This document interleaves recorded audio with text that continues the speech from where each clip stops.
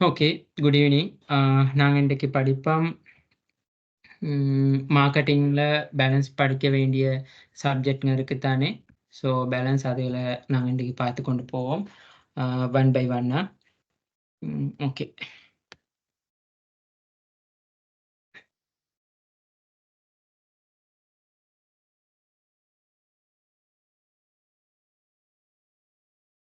மார்க்கெட்டிங்ல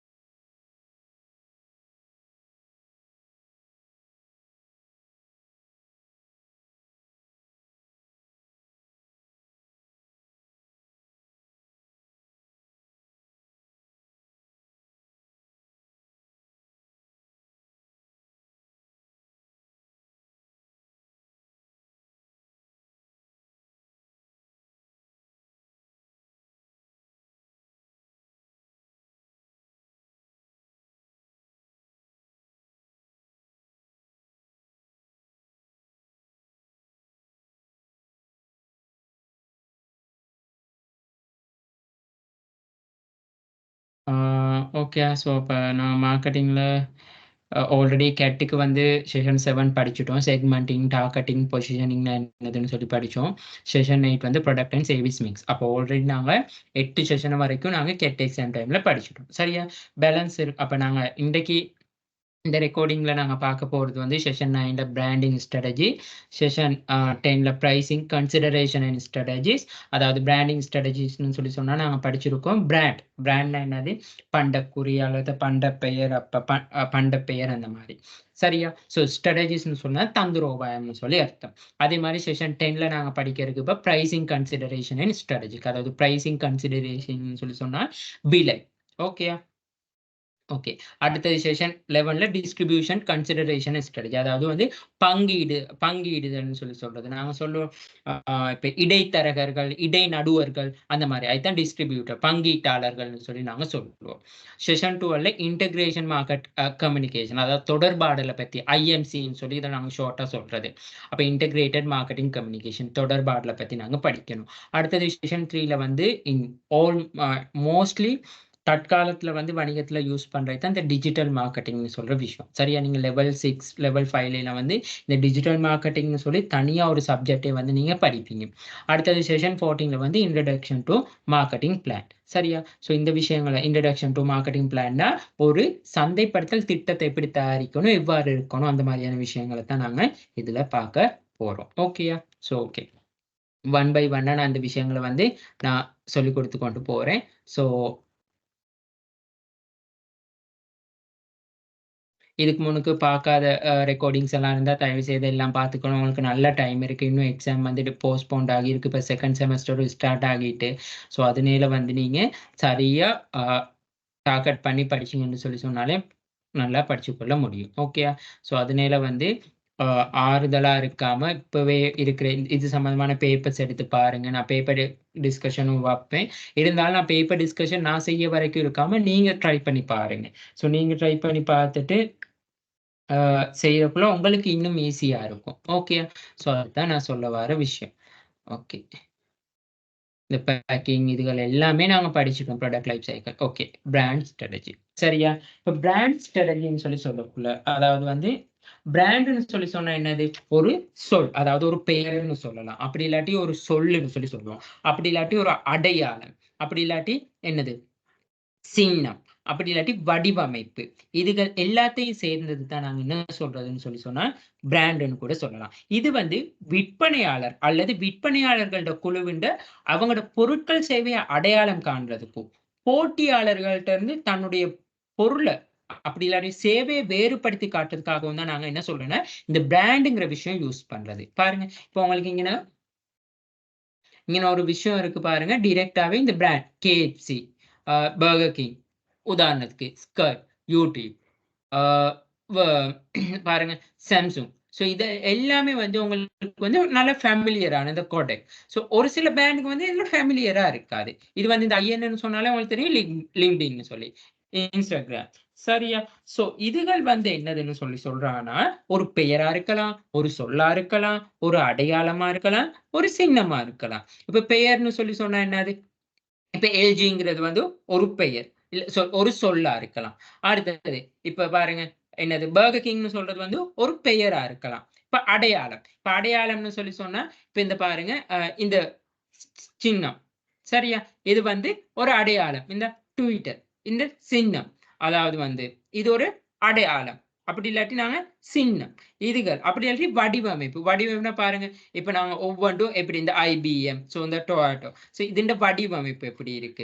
இதுகள் வந்து தான் என்னதுன்னு சொல்லி சொன்னா, ஒரு விற்பனையாளர் அல்லது விற்பனையாளர் குழுக்கள் வந்து அவங்களோட பொருட்கள் அப்படி இல்லாட்டி சேவையை அடையாளம் காண்றதுக்காகவும் மெயினா போட்டியாளர்கள். அதுதான் different them from those of competition.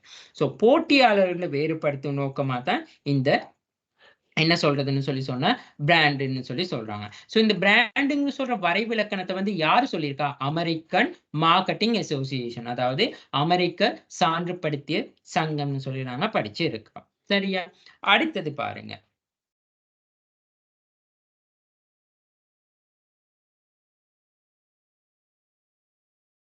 Okay, அடுத்தது பாருங்க, differentiation of the community by the brand. அப்ப என்ன சொல்றான்னு சொல்லி சொன்னா,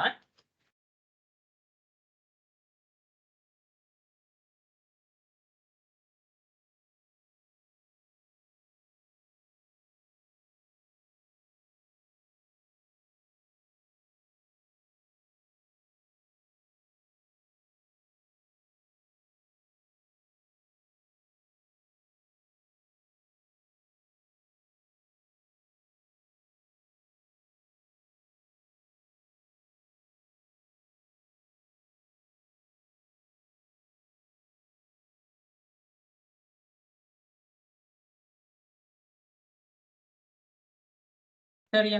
அப்ப நாங்க படிச்ச அந்த பிராண்டுன்னு சொல்லி சொல்றது வந்து, ஒரு விற்பனையாளர் அந்த உற்பத்தி பொருள வந்து போட்டி உற்பத்தி பொருள்ல இருந்து வேறுபடுத்தி காட்டுறதுக்காக வந்து பயன்படுத்தக்கூடிய ஒரு பெயரா இருக்கலாம், ஒரு சொல்லா இருக்கலாம், ஒரு அடையாளமா இருக்கலாம், ஒரு குறியீடா இருக்கலாம், ஒரு வடிவமைப்பா இருக்கலாம். இது எல்லாத்தையும் சேர்ந்த ஒரு சேர்க்கைய தான் நாங்க பண்டக்குறி, அதாவது பிராண்டுன்னு சொல்லி அழைப்போம். இந்த பண்டக்குறி வந்து உச்சரிக்கக்கூடிய பகுதிய தான் வந்து நாங்க என்ன சொல்றதுன்னு சொன்னா, அதாவது எங்களுக்கு ப்ரொனவுன்சேஷன் செய்யக்கூடியதா இருந்தா அத நாங்க பிராண்ட் நேம்னு சொல்லி, பண்டக்குறிக்கே உரித்தான ஒரு அடையாளம். அதாவது ஸ்பெசிஃபிக்கா அதுக்கு ஒரு அடையாளம் இருந்துச்சுன்னு சொல்லி சொன்னா, அது நாங்க பண்டக்குறி அடையாளம். அதத்தான் நாங்க சொல்றது பிராண்ட் குறி. அத சொல்றது நாங்க பிராண்ட் மார்க்ன்னு சொல்லும். அது வந்து பதிவு செய்யும் பொழுது வியாபார குறின்னு சொல்லி சொல்லுவோம். அதாவது வந்து ஒரு பொருளுக்கு வந்து ஒரு ஒரு அடையாளம் ஒண்ணு காணப்பட்டா அத நாங்க பண்டக்குறின்னு சொல்லி சொல்லுவோம். அந்த பண்டக்குறிக்கு தான் இங்கிலீஷ்ல சொல்றது பிராண்ட் மார்க்ன்னு சொல்லி. அத வந்து நாங்க பதிவு செய்யக்குள்ள, ஓகே, இந்த பிராண்ட் மார்க்ல வந்து தான் எங்கட கம்பெனில இருக்க எல்லா ப்ராடக்ட்டும் போகும். அத நாங்க பதிவு செய்யக்குள்ள தான் அது என்ன மாறுமானா, ட்ரேட் மார்க்கா மாறும். அதுதான் வியாபார குறின்னு சொல்லி நாங்க சொல்லுவோம். சரியா? அடுத்தது இன்னொரு விஷயத்துல ஞாபகம் வச்சுக்கொள்ளுங்க. இப்ப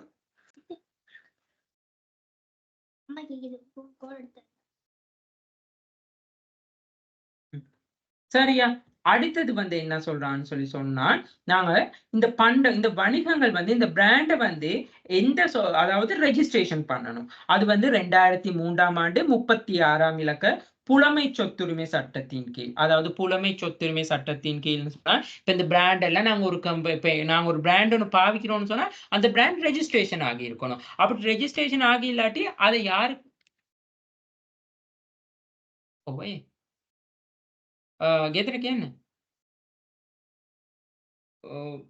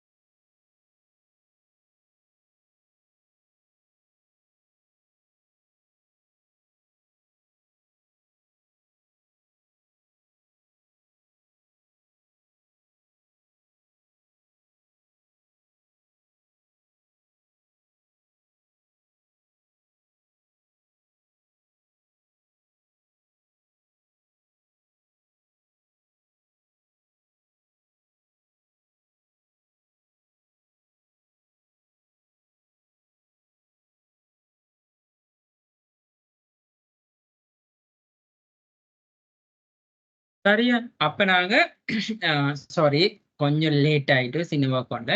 சோ அப்ப நாங்க கண்டிப்பா வந்து இந்த பிராண்ட் வந்து நாங்க ரெஜிஸ்ட்ரேஷன் பண்ணணும். இப்ப எந்த ஒரு பிராண்டே ரெஜிஸ்ட்ரேஷன் பண்ணாட்டி எங்களுக்கு வந்து அத வந்து நாங்க ஆத்தரைசேஷன் எடுத்துக்கொள்ளல. அதாவது ஒரு புலமை சொத்து சட்டத்தின் கீழ நாங்க பதிவு செஞ்சு கொள்ளணும். அப்படி பதிவு செஞ்சு நாங்க அந்த பிராண்ட வந்து எடுத்துக்கொள்ளாட்டி யாரு வேணாலும் அந்த பிராண்ட பாவிக்கலாம். இப்ப உதாரணத்துக்கு வந்து இப்ப நாங்க இந்த KFC சொல்ற விஷயத்த வந்து நாங்க அத ரெஜிஸ்டர் பண்ணியிருக்கோம். அப்படி ரெஜிஸ்டர் ஆகி இல்லாட்டி KFCன்னு சொல்லி இன்னொரு புதுசா ஒருத்தர் கூட ஏதாவது ஒரு சில்லறை கடை கூட அந்த நேம வச்சு அவர் KFC சொல்லி நேம போட்டு பிசினஸ் ஸ்டார்ட் பண்ணலாம். அதனால தான் கண்டிப்பா வந்து நாங்க பிராண்ட வந்து ரெஜிஸ்ட்ரேஷன் செய்யணும்னு சொல்லி சொல்றாங்க. அதத்தான் 2003ஆம் ஆண்டு 36ஆம் இலக்க சட்டத்தின் கீழ வந்து நாங்க அத ரெஜிஸ்டர் பண்ணி வைக்கணும்னு சொல்லி சொல்றாங்க. ஓகே. சோ இதுகள் தான் வந்து நீங்க இங்க மெயினா பார்க்க வேண்டிய விஷயம். அடுத்தது வந்து ஆ அதாவது வந்து நாங்க இங்க என்ன சொல்றோம்னு சொல்லி சொன்னா, இப்ப உதாரணத்துக்கு பாருங்க, நாங்க இந்த அரிசி, சீனி அந்த மாரியான பிராண்ட் அதாவது அதுகள சொல்றது பிராண்டட் அல்லாது. அதத்தான் நான் பிராண்டட் ப்ராடக்ட்ன்னு சொல்லி சொல்றது. இப்ப நான் பிராண்டட் ப்ராடக்ட்ன்னு சொல்லி சொன்னா, சீனி, ரைஸ் அதாவது அதுதான் சீனி, அரிசி அதெல்லாம் நான் பிராண்டட். அத நாங்க பர்ச்சேஸ் பண்ணும் பொழுது, சரியா? ஒரு பொருள வாங்கக்குள்ள அதன் உடல் பண்புகள், அதன் நன்மைகள மட்டுமே வந்து நாங்க கருத்தில் கொள்வோம். இப்ப உதாரணம் சீனின்னு சொல்லி சொன்னா, என்ன சொல்றது? ஆ நாங்க அந்த சீனின்னு சொன்னா, அதுல நன்மை. அதாவது என்ன சொல்றது? ப்ரவுன் சுகர் தான் நல்லோம். ஒயிட் சுகர் சரியில்ல. அதே மாரி அரிசியண்ட என்ன சொல்றது? ரெட் ரைஸ் தான் நல்லோம். அந்த மாரியான விஷயங்கள் இருக்கு.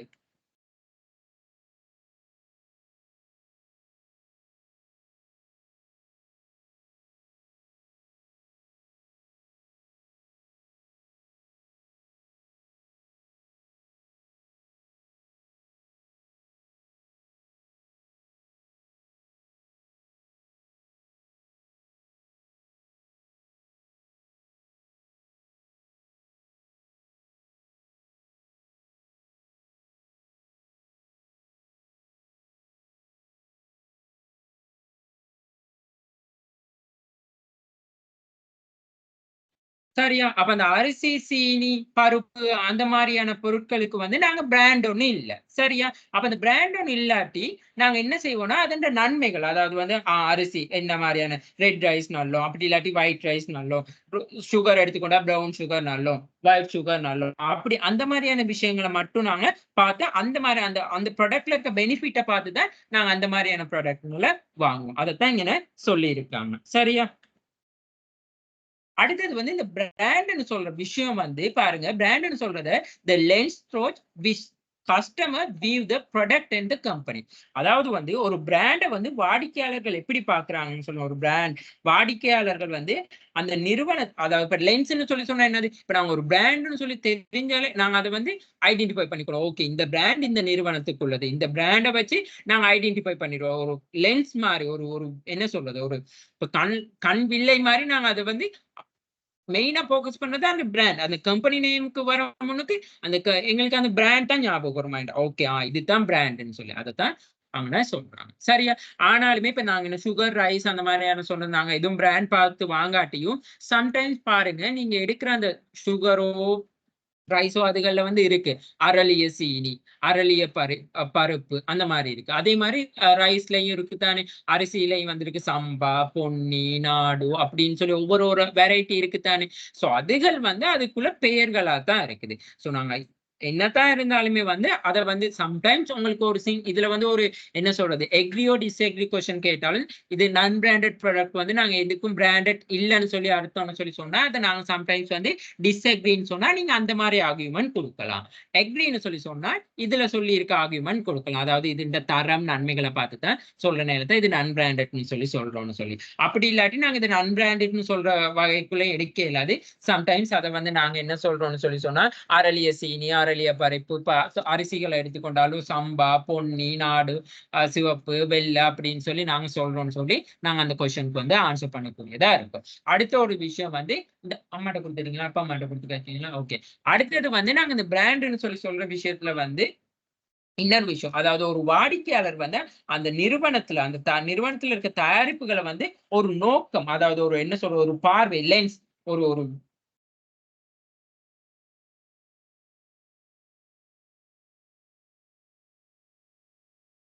ஓகே. சோ அத பார்வையா தான் கருதுறாங்கன்னு சொல்லி சொல்றாங்க. ஓகே. அடுத்தது பாருங்க. உங்களுக்கு சில பிராண்ட் தந்திருக்காங்க. இந்த பிராண்ட்களை பார்த்தோன்னே உங்களுக்கு தெரியும். இது என்னது? மெக்டொனால்ட். இது வந்து ரெட் புல். இது மைக்ரோசாஃப்ட். மெக்டொனால்ட். சாரி, இது டொமினோஸ். இது வந்து நைக். இது வந்து டயலாக். இது pizza. Sorry, KFC. Sorry, pizza hut. சரியா? ஸோ இதுகள் வந்து இந்த பிராண்ட் வந்து எனக்கு ஞாபகம் இல்லை. இது வந்து நாங்க அந்த காஃபி பிராண்ட்.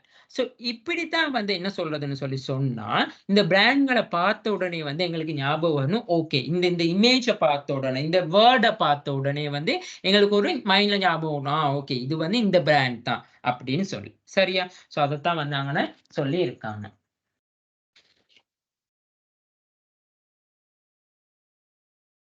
ஓகே, அடுத்தது பாருங்க, இந்த பிராண்ட் எலிமெண்ட். அப்ப பிராண்ட் எலிமெண்ட்னு சொல்லி சொன்னா பாருங்க, பிராண்ட் நேம். என்னது? Brand name. Signal, Sunlight, Sunsilk, logo. இப்ப பாருங்க, இந்த மைக்ரோசாஃப்ட்னு சொல்லி சொன்னா இதுக்கு ஒரு லோகோ இருக்கு. ஷேப். இப்ப பாருங்க, இப்ப நாங்க இது வந்து மெக்டொனால்ட், இந்த நைக். இது வந்து இப்ப என்ன சொல்ற நைக். இது பாருங்க, இந்த ஷேப் பாருங்க, ஒரு ஷேப்ல இருக்கு. ஸோ இதுதான் ஷேப்னு சொல்லி சொல்றது. Themes, theme line. Theme line சொல்லி சொன்னா நாங்க சொல்லுவோம், என்ன சொல்றது, இப்ப டயலாக்ல வந்து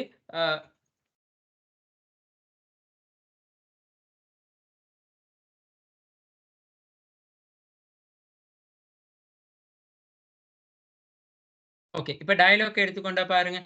டயலாக் பிராண்ட் எடுத்துக்கொண்டா இப்ப நாங்க ஓகே, டயலாக் பிராண்ட்ல வந்து ஒரு வேர்ட் வந்து போட்டிருப்பாங்க. ஸோ மொபிட்டல் பாருங்க, வி கேர் ஆல்வேஸ்னு சொல்லியிருக்கு. இப்போ வந்து எஸ்எல்டிசியோட வந்து அவங்க ஜாயின் ஆகி இருக்காங்க. ஸோ அதனால பாருங்க, த கனெக்ஷன், எஸ்எல்டி மொபிட்டலோட சேர்ந்த பிறகு த கனெக்ஷன் சொல்லி இருந்திருக்கு. அதுக்கு முதல்ல வந்து வி கேர் ஆல்வேஸ்னு சொல்லி சொல்லுவாங்க. இந்த Sri Lanka telecom Mobitel we care always. அப்ப இதுதான் வந்து என்னதுன்னு சொல்லி சொன்னா அவங்க சொல்றாங்க, த தீம் லைன்னு சொல்லி சொல்றது. சரியா? அடுத்தது கலர். இப்போ ஒரு பிராண்ட்களை பொறுத்தவரை சம்டைம்ஸ் நாங்க அந்த கலரை வச்சு ஐடென்டிஃபை பண்ணிக்கொள்வோம். ஓகே, இந்த பிராண்ட் வந்து இந்த கலருக்குள்ளது. ஸோ இந்த கலர்னா இந்த பிராண்ட். இப்ப பாருங்க, இப்ப சன்ஸ்லிக்னு சொல்லி சொன்னா, இந்த சன்லைட்னு சொல்லி சொன்னா, இந்த ரெட் கலர், இந்த yellow, இந்த ப்ளூ எல்லாம் சேர்ந்து தான் வந்து என்னது? கலர். இந்த பாருங்க, இந்த தீம் லைன் சொல்லி சொன்னா பாருங்க, மெக்டொனால்ட்னா I am loving it, Coca Cola open happiness, ஆப்பிள்னா திங்க் டிஃபரெண்ட். ஸோ இதுகள் தான் வந்து என்னன்னா தீம் லைன் சொல்லி சொல்றது. கலரும் ஓகே. சவுண்ட். அப்ப அதான் பாருங்க, இப்ப நோக்கியா போன் ஆன் பண்ணக்குள்ள பாருங்க, 2 பேர் வந்து கை கொடுக்குற மாதிரி ஒரு சவுண்ட் ஒன்று வரும். அதுதான் சவுண்ட். அப்ப அந்த சவுண்ட் வரக்குள்ளே வந்து எங்களுக்கு தெரியும். ஓகே, இப்ப ஆப்பிள் போன் எடுத்துக்கொண்டு ஆப்பிள் போன் வந்து ரிங் டோன் டிஃபரெண்டா இருக்கும். ஸோ அதை வச்சு நாங்க அந்த பிராண்டை வந்து ஐடென்டிஃபை பண்ணிக்கொள்றோம். ஸ்மெல். இப்போ ஒரு சில பெர்ஃப்யூம் எடுக்கிறோம், ஒரு சில சோப் எடுத்தாலும் ஓகே, இது வந்து இந்த பிராண்ட்ல உள்ளது. இந்த இந்த இந்த ஒரு பெர்ஃப்யூம் எடுத்தாலும் இந்த ஸ்மெல், ஓகே, இதுல உள்ள ஸ்மெல். அதே மாதிரி டேஸ்ட். இப்போ ஒரு கடையில் நாங்க போயிட்டு சாப்பிடுறோம், ஓகே, இந்த சாப்பாடு வந்து இந்த கடையில் உள்ளதா, இந்த இப்போ உதாரணத்துக்கு இந்த பிரியாணின்னு சொல்லி சொன்னா, ஓகே, இது வந்து திண்டுக்கல் தலப்பாக்கட்டு பிரியாணி. ஸோ அது வந்து எங்கட டேஸ்ட். அப்ப டேஸ்ட்னு சொல்லி நாங்க ஐடென்டிஃபை பண்ணிக்கிறோம். இதுதான் வந்து என்ன சொல்றாங்கன்னு சொல்லி சொன்னா, பிராண்ட் எலிமெண்ட்னு சொல்லி சொல்றாங்க. சரியா? ஸோ இந்த பிராண்ட் எலிமெண்ட்னு சொல்லி சொன்னா இந்த விஷயங்களை ஞாபகம் வச்சுக்கொள்ளணும். அடுத்தது, brand element choosing the criteria.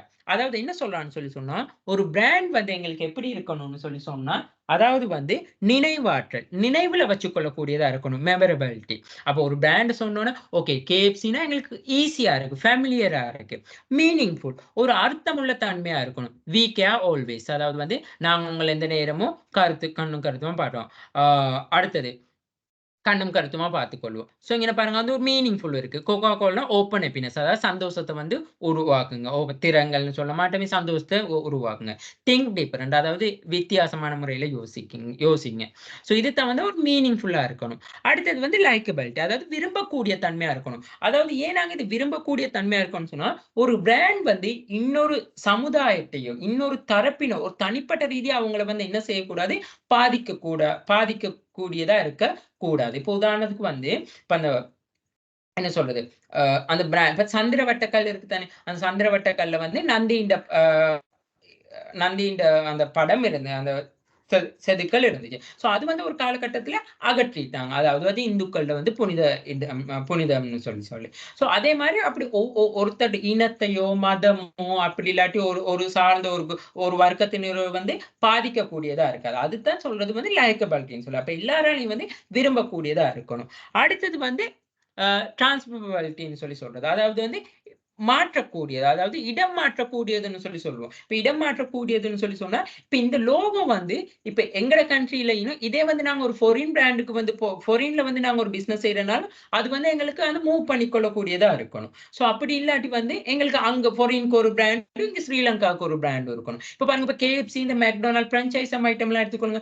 அங்க ஃபாரின்ல என்ன பிராண்ட் யூஸ் பண்ணாங்களோ அதே பிராண்ட் லோகோ தான் நாங்க என்ன செய்யறோம், ஸ்ரீலங்காலையும் யூஸ் பண்றோம். அதைத்தான் வந்து நாங்க டிரான்ஸ்பரபிலிட்டின்னு சொல்லி சொல்றது. அடுத்தது அடாப்டபிலிட்டி. அடாப்டபிலிட்டினா பொருந்தக்கூடிய தன்மை. இப்ப பொருந்தக்கூடிய தன்மைன்னு சொல்லி சொன்னால், இப்ப பாருங்க, இப்ப என்ன சொல்றது? இப்ப சன்லைட் என்று சொல்லி சொல்லக்குள்ள வந்து பாருங்க, இப்ப பின்னுக்கு பேக்ரவுண்ட் எப்படி இருக்கு? இந்த சன் வந்து அப்படி ஒரு வெளிச்சமா இருக்கு. அதாவது அது அது சூரிய ஒளி வெளிச்சம் மாரி. அது அது சன்லைட். அப்ப அது வந்து அது ஒரு பொருந்தக்கூடிய மாரி அந்த அந்த நேமுக்கும், அந்த நேமுக்கு இருக்க அந்த பேக்கிரவுண்டுக்கும். இப்ப இந்த சன்லைட் வந்து எதுக்கு யூஸ் பண்றோம் நாங்க?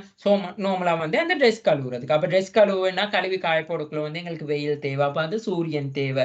சோ அந்த மாரியான விஷயங்கள், அந்த அந்த மாரியான விஷயங்கள் எல்லாமே அதுக்குள்ள வந்து உள்ளடங்கியிருக்கு. இந்த ரெட் புல் எடுத்துக்கொள்ளுங்க. இப்ப ரெட் புல் நாங்க எதுக்கு குடுக்குறோம்? நாங்க எனர்ஜிக்கு. அப்ப எனர்ஜின்னு சொல்லக்குள்ள இப்ப இங்க வந்து 2 காளைகளோட படம் போட்டிருக்காங்க. சோ அந்த அப்ப அந்த அந்த காளைகள் 2 முட்டிக்கொள்ற மாரி. சோ அது வந்து ஒரு எனர்ஜி தன்மை. ஒரு ஓகே, நான் இப்ப ready to game, ready to play, அந்த மாரி. சோ அதத்தான் வந்து அவங்க சொல்றது வந்து என்னதுன்னா, ஒரு அடாப்டபிலிட்டியா இருக்குதுன்னு சொல்லி. அடுத்தது பாதுகாப்பு. புரொடக்டபிலிட்டியா இருக்கணும். அப்ப பாதுகாப்புன்னு சொல்லி சொன்னா,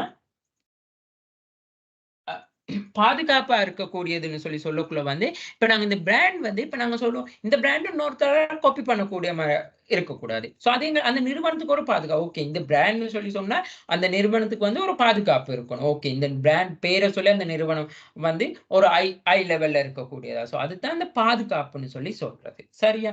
சோ இந்த விஷயங்கள் தான் வந்து என்னதுன்னு சொல்லி சொன்னா, இந்த பிராண்ட் எலிமெண்ட் சூசிங் கிரைட்டீரியான்னு சொல்லி சொல்றது. அடுத்தது வந்து நாங்க சொல்லுவோம், குறுகியதா, எளியதாக இருக்கணும். அதாவது ஷார்ட் அண்ட் ஸ்வீட்டா இருக்கணும்னு சொல்லி சொல்லுவோம். அடுத்தது வந்து ஒரு பிராண்ட் நேம்னா கொஞ்சம் பெரிய ஒரு என்ன டீப்பா போகாம ஒரு ஷார்ட் அண்ட் ஸ்வீட்டா இருக்கணும். அடுத்தது வந்து எங்களுக்கு ப்ரொனவுன்சியேஷன் பண்றது, உச்சரிக்கக்கூடியதா இருக்கணும். இனம் காணக்கூடிய, ஐடென்டிஃபை பண்ணிக்கொள்ள ஈஸியா இருக்கணும். ஞாபகத்தில் வச்சிருக்க அதான் மெமரபிலிட்டி நாங்க கூட சொன்னோம். அடுத்தது வந்து அதோட பண்புகள், பயன்கள் வந்து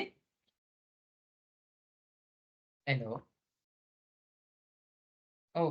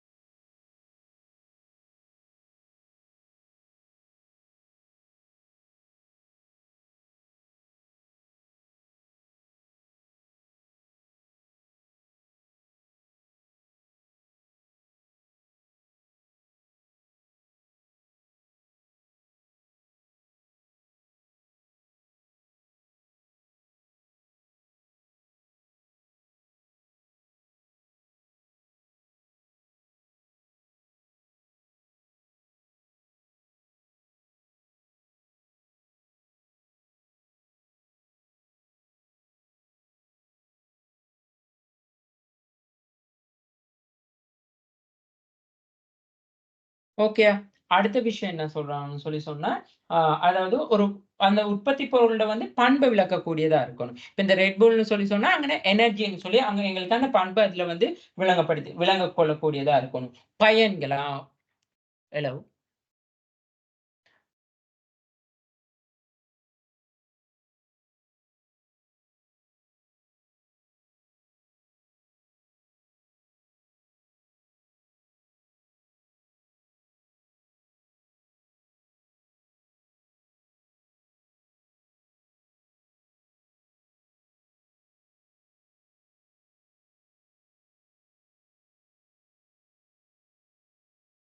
சரியா? அடுத்த விஷயம் என்ன சொல்றான்னு சொல்லி சொன்னா, இது வந்து ஒரு பொருள், அதாவது வந்து ஒரு பயன். அதோட கருத்துக்கள வந்து எங்களுக்கு தெளிவா விளங்கிக் கொள்ளக்கூடிய மாரி இருக்கணும். அடுத்தது வந்து இலகுவாக வந்து இந்த மாற்று மொழிகள் மூலம் வேறு லாங்குவேஜ் மூலம் எங்களுக்கு வந்து அறிமுகப்படுத்தக்கூடியதா இருக்கணும்.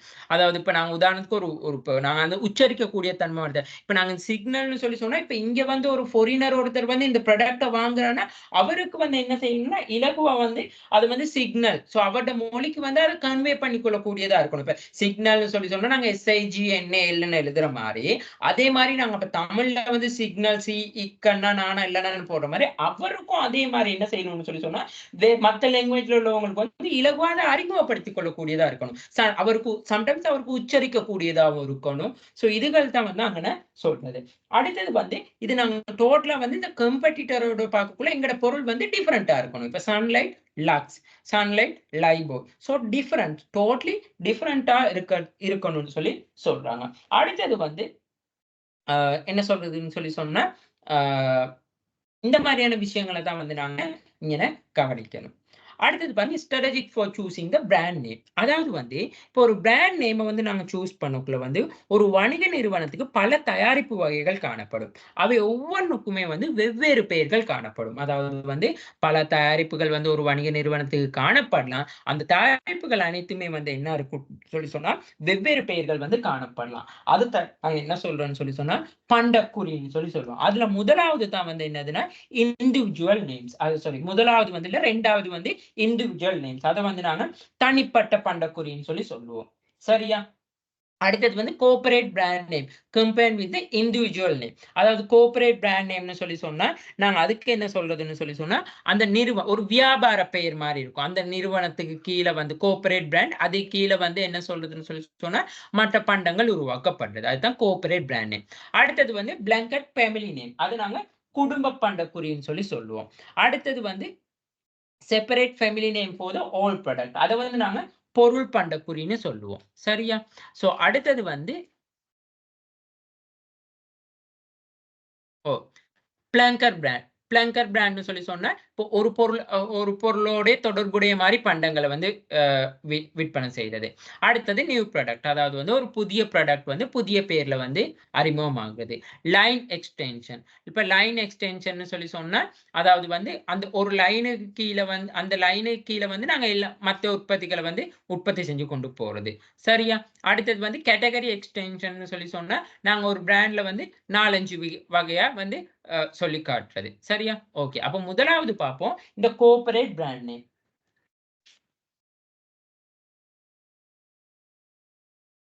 சரியா? இந்த கோர்ப்பரேட் பிராண்டுன்னு சொல்லி சொல்லக்குள்ள வந்து என்ன சொல்றாங்கன்னு சொல்லி சொன்னா, உதாரணத்துக்கு பாருங்க.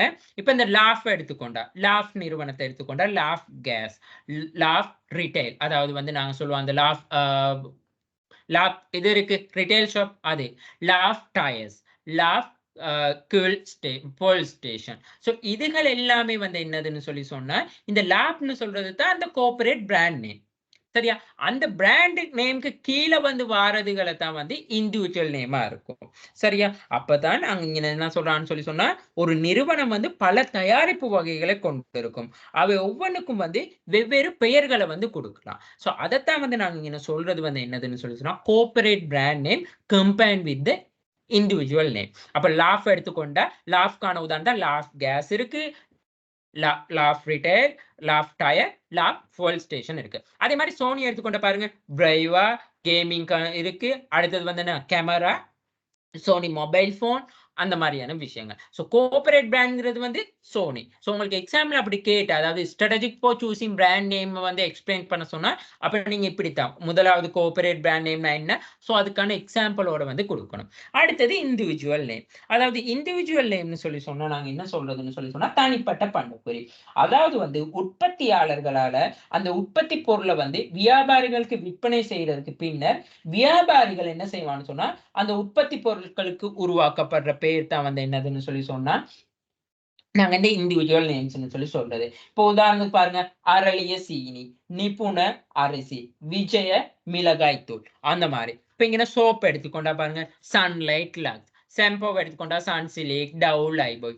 டூத் பேஸ்ட் எடுத்துக்கொண்டா சிக்னல், க்ளோஸ் அப், சென்சோடைன் அந்த மாரியான போகும். அப்ப என்னது இண்டிவிஜுவல் நேம்னு சொல்லி என்ன சொல்றாங்க, ஒரு உற்பத்தியாளரால வந்து உற்பத்தி பொருளை வந்து வியாபாரிகளுக்கு விற்பனை செஞ்ச பிறகு அவங்க வந்து அந்த உற்பத்தி பொருளுக்கு வந்து உருவாக்கப்படுகின்ற பண்டக்குரிய தான் வந்து என்ன சொல்றதுன்னு சொன்னா நாங்க என்ன இண்டிவிஜுவல் நேம்ஸ் சொல்லி சொல்லுவோம். சரியா?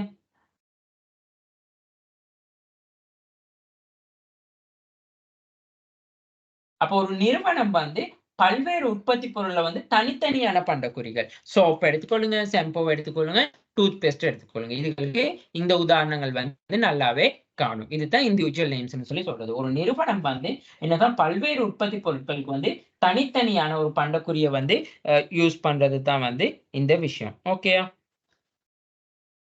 ஓகே. அடுத்தது வந்து பிளாங்கெட் ஃபேமிலி நேம்ஸ். அதாவது குடும்ப பண்டக்குறின்னு சொல்லி சொல்லுவோம். அதாவது ஏதேனும் ஒரு உற்பத்தி நிறுவனம் வந்து ஒரே சின்னத்துக்கு கீழ வந்து ஒரு பொருள் வரிசைய வந்து முன்வைக்கிறது. உதாரணத்துக்கு வந்து இப்ப எம்டி உற்பத்திகள வச்சுக்கொண்டா MD jam, MD cordial, MD என்ன சட்னி வகைகள் அந்த மாரியான விஷயங்கள். ஹரிச்சந்திரா எடுத்துக்கொண்டா ஹரிச்சந்திரா சோப், ஹரிச்சந்திரா என்ன சொல்றது டூத் பேஸ்ட், நூடில்ஸ், கோப்பி அந்த மாரியான விஷயங்கள். சோ இங்கனையும் வந்து அதே மாரி இருக்கு. இப்ப பாருங்க இந்த செவ்ரோ எடுத்துக்கொண்டா கார்ஸ், எலக்ட்ரிசிட்டி அந்த மாரி. சோ இங்கன பாருங்க. அ டாட்டாவ எடுத்துக்கொண்டா டாடா சால்ட் இருக்கு, டாடா டீ இருக்கு, டாடா இண்டிகம், டாடா கார் இந்த மாரியான விஷயங்கள். சோ இதுதான் பிளங்கட் ஃபேமிலி நேம்னு சொல்லி சொல்றது. ஒரு சில நிறுவனங்கள் வந்து அதாவது வந்து வெவ்வேறு வகைகள்ல பிராண்டை குறிக்க ஒரு பெயரை பயன்படுத்துறது.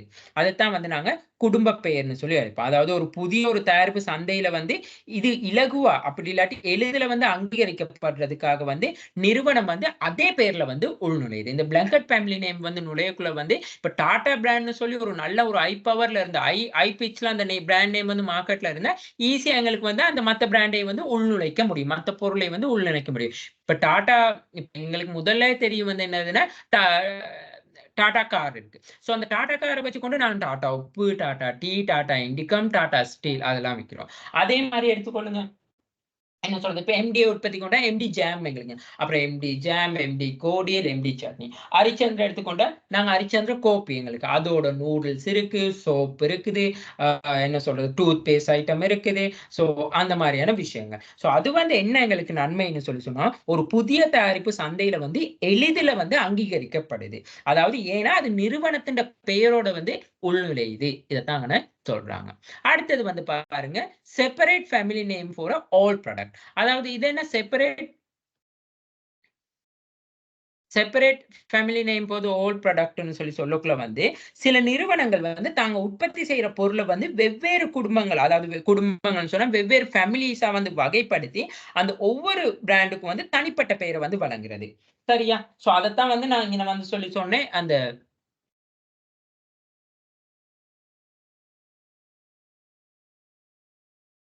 சரியா? இதத்தான் separate family name for the all ப்ராடக்ட்ன்னு சொல்லி சொல்றது. இப்போ உதாரணத்துக்கு வந்தீங்கன்னா பாருங்க, இப்போ யுனிவர்சல் வந்து Sri Lanka as a branded cosmetic Lakme for cosmetic. அப்ப அதுகளுக்கு வந்து பாருங்க, அப்ப அந்த தேயிலை, அ உணவு, பானங்கள் இது எல்லாத்துக்கும் வந்து வெவ்வேறு வர்த்தக நாமங்கள வந்து கொண்டிருக்காங்க. இப்போ உதாரணத்துக்கு பாருங்க, இப்ப நான் இங்க எடுத்திருக்கேன் வந்து இந்த அல்ன்னு சொல்றது வந்து ஒரு பிராண்ட் ஃபேமிலி. அதுல லக்மி, கிஷான், அப்புறம் வந்து பாருங்க ப்ரூக் பாண்ட். இதுகள் எல்லாமே வந்து வெவ்வேறு பிராண்ட் நேம்ல தான் வந்து இருக்கு. ஆனா இந்த அல்ன்னு சொல்ற அந்த ஒரு குடும்ப பேர்ல வந்து வெவ்வேறு பிராண்ட் நேம வச்சு கொண்டு போறாங்க. அதே மாரி தான் இப்ப யுனிவர்ஸ் எடுத்துக்கொண்டாலுமே வந்து இந்த அழகு சாதன பொருட்கள். இப்ப அந்த அழகு சாதன பொருட்கள வந்து வச்சுக்கொண்டு நாங்க என்ன செய்றோம்னு சொல்லி சொன்னா, அ அ என்ன சொல்றது? இந்த என்ன சொல்றது? இப்ப இந்த லாக்மி, இதுகள் எல்லாமே வந்து என்னதுன்னு சொல்லி சொன்னா, உணவு பானங்களுக்கு இந்த நூர், 3 ரோசஸ், லாக்மி ஊதுபத்திகள், லாக்மி காஸ்மெட்டிக் ஐட்டங்கள். இதுகள் எல்லாத்துக்குமே வந்து நாங்க என்ன சொல்றோம்ன்னு சொன்னா, செப்பரேட் ஃபேமிலி நேம் போது ஃபார் ஆல் ப்ராடக்ட்ன்னு சொல்ல ஒரு அர்த்தம். அதாவது வந்து சில நிறுவனங்கள் வந்து தங்கள உற்பத்தி செய்ற பொருட்கள வந்து வெவ்வேறு குடும்பங்கள்ல வகைப்படுத்தி, அது ஒவ்வொரு குடும்பத்துக்கும் தனித்தனி பிராண்ட் பேர வழங்குது.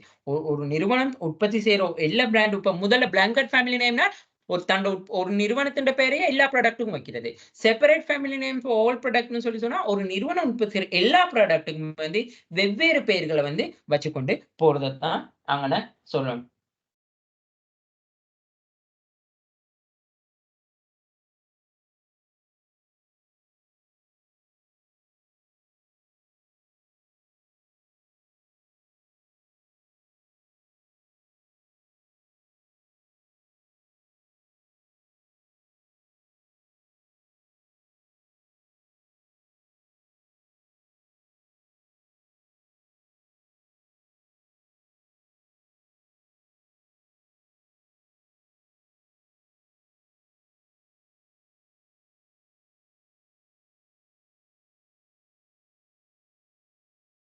சரி.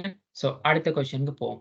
அடுத்த கொஸ்டின் வந்து என்ன இருக்குன்னு சொன்னா சாரி அடுத்தது வந்து பிளங்கர் பிராண்ட். இந்த பிளங்கர் பிராண்ட்ன்னு சொன்னா என்ன சொல்றான்னு சொன்னா, ஏற்கனவே உள்ள தயாரிப்பு பிரிவுல வந்து ஒரு புதிய பிராண்ட் வந்து தொடங்குறாங்க. ஏற்கனவே வந்து இருக்கிற தயாரிப்புல வந்து ஒரு புதிய பிராண்ட் வந்து தொடங்குறது. இப்போ உதாரணத்துக்கு பாருங்க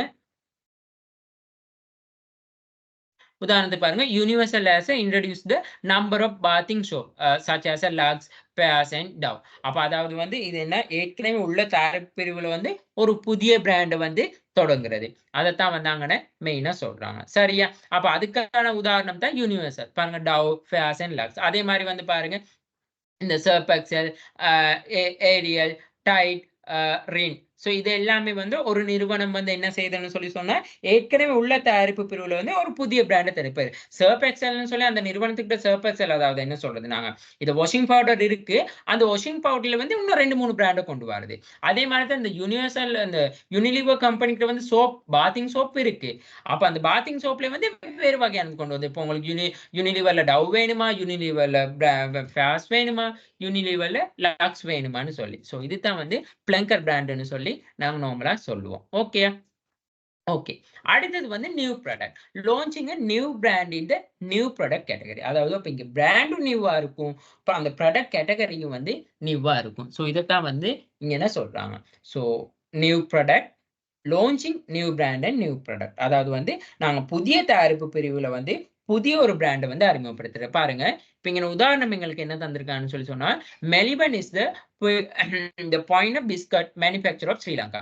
மெலிபன் கம்பெனின்னு சொல்றது வந்து இதுவரைக்கும் வந்து என்ன செஞ்சிருக்காங்க அவங்க பிஸ்கட் தான் எங்களுக்கு மெலிபன்னு சொன்னாலே பிஸ்கட் தான் எங்களுக்கு ஞாபகம் வரும். லேட்டர் அதுக்கு பிறகு இன்ட்ரோடியூஸ் த டிஃபரண்ட் ப்ராடக்ட் கேட்டகரி. அதுக்கு பிறகு தான் வந்து என்னது வெவ்வேறு பொருட்களை வந்து அறிமுகப்படுத்தியிருக்காங்க. அதுதான் milk powder, Maliban milk, Maliban tea and cereal. அடுத்தது மெலிபன் இன்ட்ரோடியூஸ் டு த யாபோசா. அப்ப அந்த சமபோசான்னு சொல்ற மாதிரியே வந்து அவங்க என்ன செஞ்சிருக்காங்கன்னு சொன்னா நியூ சீரியல் புதிய ஒரு பிராண்ட்ல புதிய ஒரு ப்ராடக்ட மெலிபன் வந்து கொண்டு வந்திருக்கு. அதுதான் யாபோசான்னு சொல்லி. சோ இதுகள் அதாவது சேம் பிராண்டே தான். இப்ப மெலிபன்ல வந்து ஆரம்பத்துல மெலிபன் பிஸ்கட் மட்டும் தான் இருந்துச்சு. அது அப்ப அந்த launching the new brand and new product. அப்ப மெலிபன் என்ன செஞ்சிருக்காங்க அதுலயே வந்து என்ன சொல்றான்னு சொன்னா மில்க் பவுடர் டீ எல்லாம் கொண்டு வந்தாங்க.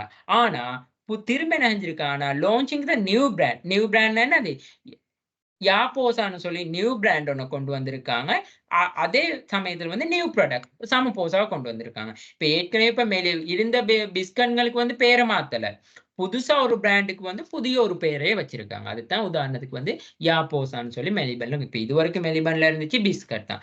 கொஞ்ச நாள் போக்குல அந்த மெலிபன்ல வந்து Maliban Maliban milk powder, Maliban tea கொண்டு வந்தாங்க. ஆனா திரும்ப என்ன செஞ்சிருக்கு Maliban introduce Yaposa is a new cereal product. புதிய ஒரு ப்ராடக்ட் ஒண்ணு சேம் பிராண்ட்ல அதாவது மெலிபன்லயே வந்து என்ன செஞ்சிருக்கான்னு சொன்னா எடுங்க போய். அப்ப புதிய பிராண்ட்ல வந்து என்ன செஞ்சிருக்கான்னு சொன்னா the new cereal product with the same brand. அதே பிராண்ட்ல வந்து புதிய ஒரு ப்ராடக்ட் ஒண்ணு கொண்டு வந்திருக்காங்க. New brand in the new product கேட்டகரின்னு சொல்லி சொன்னாங்க. இதான் யாப்போசான்னு சொல்லி சமபோசா. இது வரைக்கும் இப்ப அவங்க வந்து மில்க் பவுடர் டீ கொண்டு வந்தவங்க இப்ப சமபோசாவும் கொண்டு வராங்க. அப்ப அது புதிய ப்ராடக்ட். அதுவும் என்ன நேம்ல கொண்டு வராங்க யாப்போசான்னு சொல்லி ஒரு புதிய பேர்ல கொண்டு வராங்க.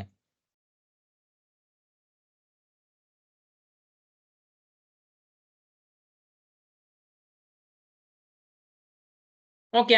அடுத்து லைன் எக்ஸ்டென்ஷன். லைன் எக்ஸ்டென்ஷன் சொன்னா, ஏற்கனவே இருக்கிற தயாரிப்பு பிரிவுல வந்து, ஏற்கனவே இருக்கிற பிராண்ட்ல வந்து ஒரு புதிய தயாரிப்பு. அப்படி இல்லாட்டி அந்த தயாரிப்பு பிரிவுல வந்து உள்ள பிராண்ட வந்து என்ன செய்றாங்கன்னு சொன்னா, ஏதாவது ஒரு ஃப்ளேவர், ஏதாவது ஒரு சேஞ்சிங் கொண்டு வரது தான் லைன் எக்ஸ்டென்ஷன்னு சொல்றது.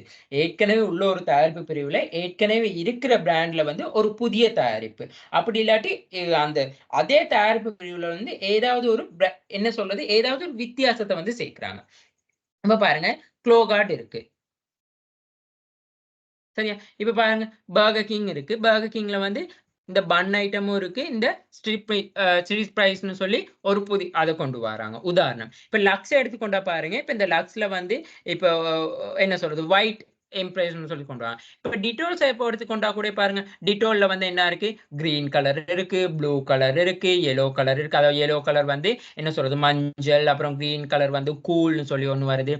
சாரி, ப்ளூ கலர் வந்து கூல்னு சொல்லி வருது, கிரீன் கலர் வந்து ஒவ்வொன்று. ஸோ அப்போ இதுதான் லைன் எக்ஸ்டென்ஷன் சொல்லி சொல்றது. இப்போ க்ளோ கார்டு எடுத்துக்கொள்ளுங்க. இப்போ ஒரு க்ளோ கார்டில் வந்து பாருங்க, இந்த ஆப்டிக் ஒயிட். அடுத்தது வந்து எனாமல். அதாவது ஒரு ஒரு க்ளோ கார்டில் வந்து கராம்பு சேர்க்கலாம். ஒரு க்ளோ கார்டில் வந்து வேற ஏதாவது விஷயத்தை வந்து சேர்த்து கொண்டு வரலாம். இன்னொரு க்ளோ கார்டுன்னு சொல்றதுல வந்து க்ளோ கார்டே தான் இன்னொரு விஷயத்தை வந்து கொண்டு வரது அந்த அதுக்குள்ள. இப்போ கராம்பு, அப்புறம் லவங்கம், அந்த அது மாதிரி அந்த காஃபி ஐட்டங்களையும் பாருங்க, ஒரு காஃபியில வந்து ஸ்வீட்டா கொண்டு வரலாம், இன்னொரு காஃபி காரமா கொண்டு வரலாம், இன்னொன்று வந்து அது ரெண்டுக்கும் இடையில மிடில் ஸ்டேஜ்ல கொண்டு வரலாம். ஸோ இதுதான் வந்து லைன் எக்ஸ்டென்ஷனுக்கான அர்த்தம்.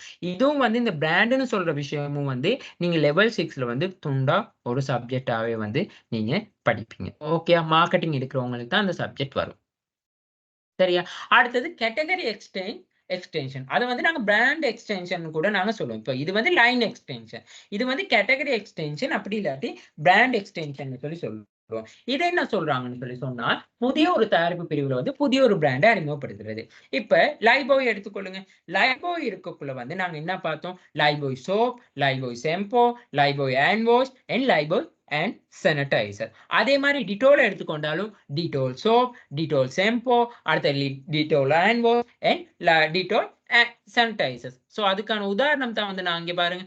இங்க உங்களுக்கு விளங்குறதுக்காக இப்ப நாங்க ஒரே உதாரணத்தை வச்சிருக்கிறது பாருங்க.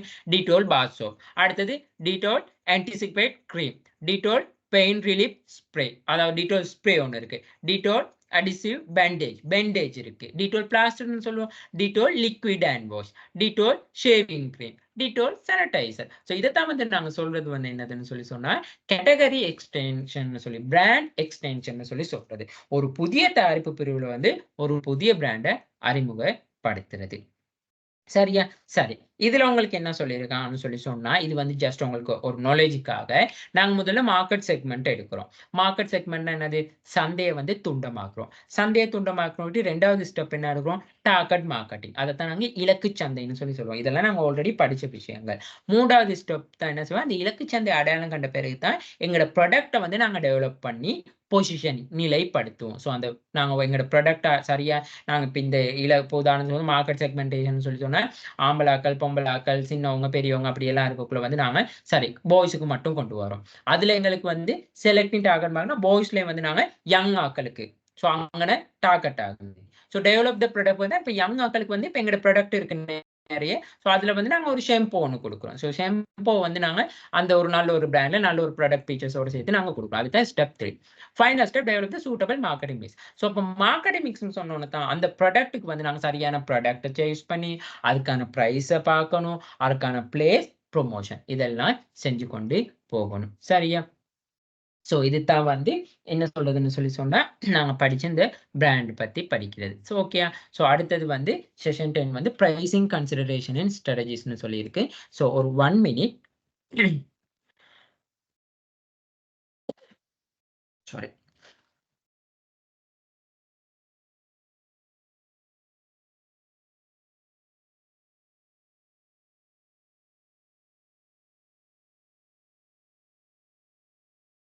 இது எல்லா லெவலுக்கும் உள்ள ஃபோல்டர்ஸ் தான் உங்களுக்கு இருக்கு.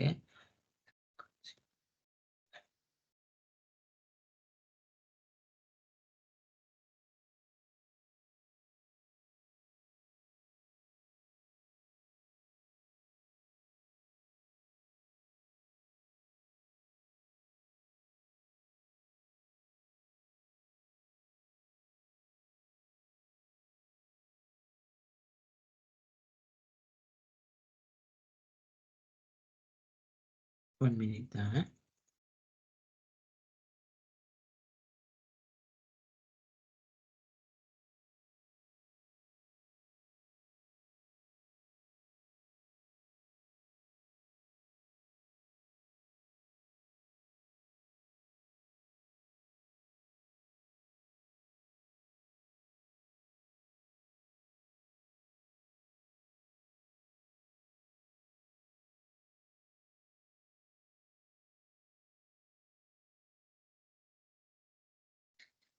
உங்களுக்கு ஜஸ்ட் எக்ஸாம்பிள்க்காக நான் ஒரு காட்டுறேன். இது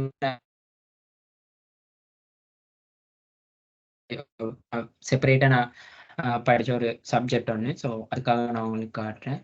ஓகே, எஸ்எல்டி மொபிட்டலை பத்தி ஒரு அசைன்மெண்ட் ஒன்று. சரியா? ஸோ இப்போ எஸ்எல்டி மொபிட்டலை பத்தி அசைன்மெண்ட் ஒன்று செய்யக்குள்ள ஓகே, முதலாவது பாருங்க அந்த கம்பெனின்ற வந்து அப்ப கம்பெனி ப்ரொஃபைலை பத்தி எங்களுக்கு தெரிஞ்சுக்கணும். ஒரு பிராண்டுன்னு சொல்லக்குள்ள வந்து இது வந்து ஜஸ்ட் உங்களுக்கு வந்து ஒரு சம்டைம்ஸ் ஒரு எக்ஸாம்ல வந்து ஒரு பிராண்ட் ஒன்று எப்படி டெவலப் பண்றீங்கன்னு சொல்லி கேட்டாங்கன்னு சொன்னா நீங்க கண்டிப்பா ஒரு பிராண்டை வந்து எப்படி அனலைஸ் பண்ணிக்கொள்றது, ஒரு பிராண்ட் எப்படி ஐடென்டி பண்ணிக்கொள்றது, சம்டைம்ஸ் எக்ஸாம்ல கேட்டா உங்களுக்கு இப்படி ஒரு எக்ஸாம்பிள் ஒன்னோட வந்து உங்களுக்கு ஐடென்டிஃபை பண்ணிக்கொள்ளும். அப்ப நாங்க முதல்ல வந்து கம்பெனி ப்ரொஃபைலை வந்து நாங்க பார்க்கணும். அப்ப கம்பெனி ப்ரொஃபைல்னா அந்த இண்டஸ்ட்ரி, அந்த ஆர்கனைசேஷன் நேம், அப்புறம் மிஷன் அந்த மாதிரியான விஷயங்கள். சரியா? ஸோ இதுகள் சும்மா ஜஸ்ட் பார்த்துக்கொள்ளணும். சரியா? அடுத்தது இப்போ வரும். இப்போ வந்து கோஆபரேட் பிராண்ட். இப்போ அந்த கோஆபரேட் பிராண்டுன்னு சொல்லக்குள்ள வந்து அந்த பிராண்டை பத்தி நாங்கள் முதல்ல அந்த பிராண்டுன்ற நேமை பத்தி சொல்லணும். இப்போ இது என்ன பிராண்ட் நேம், நாங்கள் இன்னொரு ஒரு பொருள் ஒன்று ஒரு ஒரு பிராண்டுனா முதல்ல இது வந்து கோஆபரேட் பிராண்ட். கோஆபரேட் பிராண்ட் அப்ப டீட்டெயில்ஸ்னா எஸ்எல்டி மொபிட்டல், இதுதான் கோஆபரேட் பிராண்ட். சரியா? அப்ப அந்த எஸ்எல்டி பிராண்டுன்னு சொல்லக்குள்ள வந்து எஸ்எல்டி மொபிட்டல்னு சொல்லக்குள்ள வந்து ஸோ அதுக்கான பிராண்டை தான் வந்து நாங்கள் என்ன சொல்றோம், எஸ்எல்டி மொபிட்டல்னு சொல்லி. ஸோ அந்த லோகோ டிசைன்ஸ் எப்படி இருக்குன்னு பாருங்க. இந்த எஸ்எல்டி அதாவது வந்து ஸ்ரீலங்கா டெலிகாமும் மொபிட்டலும் சேர்ந்து தான் புதிய லோகோ ஒன்று உருவாக்கிடுறாங்க. முதல்ல வந்து பாருங்க ஸ்ரீலங்கா டெலிகாம்னு சொல்லி இந்த லோகோ மட்டும் இருந்துச்சு. அப்புறம் வந்து அவங்களோட ஸ்ரீலங்கா டெலிகாம் மொபிட்டல், இது அவங்களோட மொபிட்டல் கம்பெனி. அப்ப இந்த எஸ்எல்டி நிறுவனம் ஸ்ரீலங்காவும் சேர்ந்து எஸ்எல்டி மொபிட்டல்னு சொல்லி த கனெக்ஷன் சொல்லி புதிய ஒரு லோகோ டிசைன். ஸோ அவங்களோட எமோஷனல் வேல்யூ எப்படி இருக்கு, பர்சனாலிட்டி, கல்ச்சரை பத்தி என்ன சொல்லியிருக்காங்க, ஸோ அந்த ஃபங்க்ஷன் வேல்யூ எப்படி இருக்கு அந்த பிராண்ட். ஸோ இதுகள் எல்லாமே. அப்புறம் பாருங்க கலர்ஸ் அண்ட் ஸ்கீம், இதெல்லாம் நாங்க படிச்ச விஷயம். ஸோ இதுல பாருங்க இது எப்படி அந்த எஸ்எல்டி மொபிட்டல் எஸ்எல்டி விஷயங்கள் அந்த கலர்ஸ் என்னென்ன மாதிரி லைன் அப் போயிட்டு எப்படி வந்திருக்கு. ஸோ அதுகள் டேர்ம்ஸ் ஆஃப் எஸ்எல்டி மொபிட்டல் பாருங்க. த கனெக்ஷன் சொல்லி இந்த கனெக்ஷன் சொல்ற விஷயம் எப்படி உருவாகி இருக்கு. முதல்ல பாருங்க இந்த ஸ்ரீலங்கா டெலிகாம்ல வந்து ஒன் கண்ட்ரி ஒன் வாய்ஸ்னு சொல்லி இருந்துச்சு. மொபிட்டல்ல வந்து விகே ஆல்வேஸ், அது ரெண்டும் சேர்ந்து தான் பயன்படி இந்த கனெக்ஷன் சொல்லி ஒரு அந்த என்ன சொல்றது ஒரு டேர்முக்கு வந்திருக்காங்க. அடுத்தது பிராண்ட் வேல்யூ. இப்போ ஒரு பிராண்ட் இருக்குன்னா இப்போ இந்த எஸ்எல்டி மொபிட்டல்ல 20% வந்து அந்த பிராண்ட் வேல்யூ. இது பிராண்ட் வேல்யூன்னு சொல்லி துண்டா ஒரு monthly annual report annual report ஒன்று இஷ்யூ பண்ணுவாங்க. அப்புறம் பாருங்க மோஸ்ட் வேல்யூபிள் பிராண்ட்னா அது எத்தனையாவது ரேங்க்ல இருக்கு. இது வந்து பாருங்க முதல்ல வந்து 7வது ரேங்க்ல இருந்தது வந்து 9வது ரேங்க் போயிடுது. டயலாக்னு சொல்ற பிராண்ட் பாருங்க. ஸோ இதெல்லாம் வந்து உங்களுக்கு எடிஷனல் எக்ஸாம்க்கு அப்படியெல்லாம் தேவையான விஷயங்கள் தான் இந்த விஷயங்கள் எல்லாமே இருக்கு. சரியா? பாருங்க டயலாக் தான் நம்பர் 1 பிராண்டா இருக்கு. ஸோ அந்த பிராண்ட் பாருங்க எல்கேஆர் அந்த brand million value. BOC, third commercial bank, 4 people's bank, NSB, Keells, SLT Mobitel, Sampath, HNB, இதுதான் டாப் 10 பிராண்ட்ல இருக்கு ஸ்ரீலங்கால இருக்கு டாப் 10 பிராண்ட்ஸ்ங்க. அடுத்தது வந்து அந்த பிராண்டுக்கான ஒரு வேல்யூ ரேட் இருக்கு. பொசிஷன் இப்ப பாருங்க, இப்ப நாங்க டெலிகம்யூனிகேஷன் இண்டஸ்ட்ரி எடுத்துக்கொண்டா 2021ல இந்த பொசிஷன் அதாவது வந்து எஸ்எல்டி மொபிட்டல் 9வது இருந்து 2022ல 7வது இடத்துக்கு வந்திருக்கு. பிராண்ட் வேல்யூ இருக்கு அதுக்குன்னு 22,302. ஸோ நான் ஏற்கனவே நான் அந்த ஹெச்என்பி அசைன்மெண்ட்லாம் காட்டக்குள்ள உங்களுக்கு தெரியும் அந்த பிராண்ட் வேல்யூ எல்லாம் நான் மென்ஷன் பண்ணியிருப்பேன். ஸோ அதுக்குன்னு பிராண்ட் ரேட்டிங் இருக்கு. ஸோ இந்த பண்றவங்க இருக்காங்க தெரியுமா, அந்த இன்வெஸ்ட் பண்றவங்க இந்த மாதிரியான விஷயங்கள் எல்லாத்துலயும் வந்து அவங்க கண்டிப்பா யோசிப்பாங்க. ஓகே, இந்த பிராண்ட் பொசிஷன் எவ்வளவு இருக்கு, பிராண்ட் வேல்யூ எவ்வளவு இருக்கு, பிராண்ட் ரேட் இந்த AAAன்னு சொல்றதெல்லாம் நல்ல வேல்யூ ஆனது. ஓகே, இப்ப நாங்க அந்த ரிசல்ட்ஸ் எடுக்கிற மாதிரி தான். ஓகே, ஸோ அந்த விஷயங்கள். அடுத்தது அடுத்தது பாருங்க. அப்ப அவங்களோட தீம்ஸ் எப்படி இருக்கு, no dream too big SLT, no dream too பிக்னு சொல்லியும் அவங்களோட ஒரு ட்ரீம் ஒன்று இருக்கு. சரியா? ஸோ இது அப்புறம் தான் பாருங்க அந்த ப்ராடக்ட் மிக்ஸ்ல அவங்க என்னென்ன கொண்டு வராங்க. ஸோ இப்போ நாங்க அடுத்த கடைசி செக்ஷன் படிச்சோம். ஸோ செக்மெண்ட் எப்படி அவங்க உருவாக்குறாங்க, அப்புறம் டார்கெட்டிங் ஸ்ட்ராட்டஜி என்ன கொண்டு வராங்க, அப்புறம் தான் அடுத்த இந்த டிஃபரன்சியேஷன், கரண்ட் பொசிஷன். ஸோ இதுகள் எல்லாம் வச்சு நாங்க இந்த மார்க்கெட்டிங் மிக்ஸை வந்து இந்த ப்ராடக்ட், ப்ரைஸ், பிளேஸ், ப்ரமோஷன், அடுத்தது அந்த பீப்பிள், ப்ராசஸ், பிசிக்கல், இது வந்து எக்ஸ்ட்ரா 3 விஷயம். ஸோ இதுகள வச்சு நாங்க செய்றோம். அதத்தான் வந்து உங்களுக்கு வந்து என்ன சொல்லியிருக்காங்கன்னு சொன்னா, இந்த இந்த இதுல வந்து ஷார்ட் அண்ட் ஸ்வீட்டா சொல்லியிருக்காங்க. ஸோ இதத்தான் வந்து அது நான் உங்களுக்கு அத வந்து ஷேர் பண்ணி விடுறேன். ஸோ இதோட வந்து இப்படி எப்படி ஒரு பிராண்ட்ல வந்து மார்க்கெட் செக்மென்ட், டார்கெட்டிங் எல்லாம் டெவலப் எல்லாம் வந்து, அப்புறம் இப்படி அந்த பொசிஷன், இந்த ப்ராடக்ட், பிரைஸ், பிளேஸ், ப்ரமோஷனுக்கு வருதுன்னு சொல்லி பாருங்க.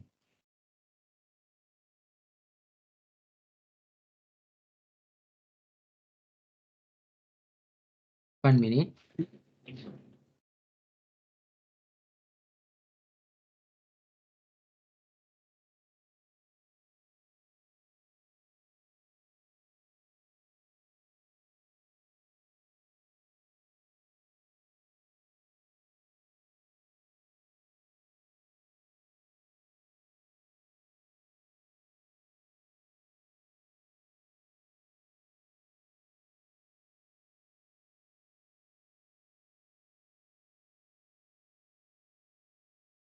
சரியா? அடுத்தது வந்து யூனிட் 3. இதுல வந்து நாங்க என்ன படிக்க போறோம்னா, பிரைஸ பத்தி படிக்க போறோம். சரியா? இப்ப இந்த பிரைஸ பத்தின்னு சொன்னா, பிரைஸ் கன்சிடரேஷன் அண்ட் ஸ்ட்ராட்டஜி. அப்ப இந்த யூனிட் 3ல வந்து செஷன் 10 தான் பிரைஸ் கன்சிடரேஷன் அண்ட் ஸ்ட்ராட்டஜிஸ்னு சொல்றாங்க. The meaning of the price, அதாவது விலை என்றா என்ன? The factors of consider when setting price, அதாவது நாங்க விலை ஒன்றை தீர்மானிக்கும் பொழுது கருத்தில் கொள்ள வேண்டிய காரணிகள். அடுத்தது வந்து பிரைஸ் ஸ்ட்ராட்டஜிஸ், அதாவது விலைப்படுத்தல்ற தந்திரோபாயங்கள் என்னதுன்னு சொல்லி. அப்ப முதலாவது வந்து பிரைஸ், விலைன்னு சொன்னா என்னதுன்னு சொல்லி பார்ப்போம்.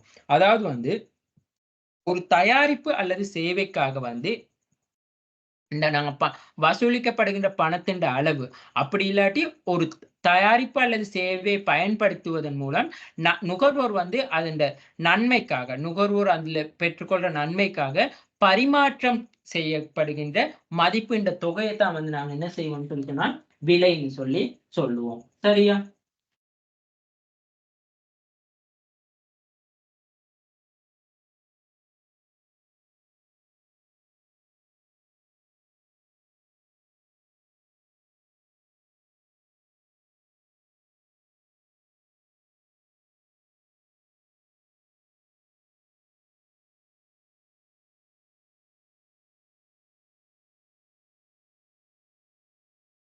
பண்ணி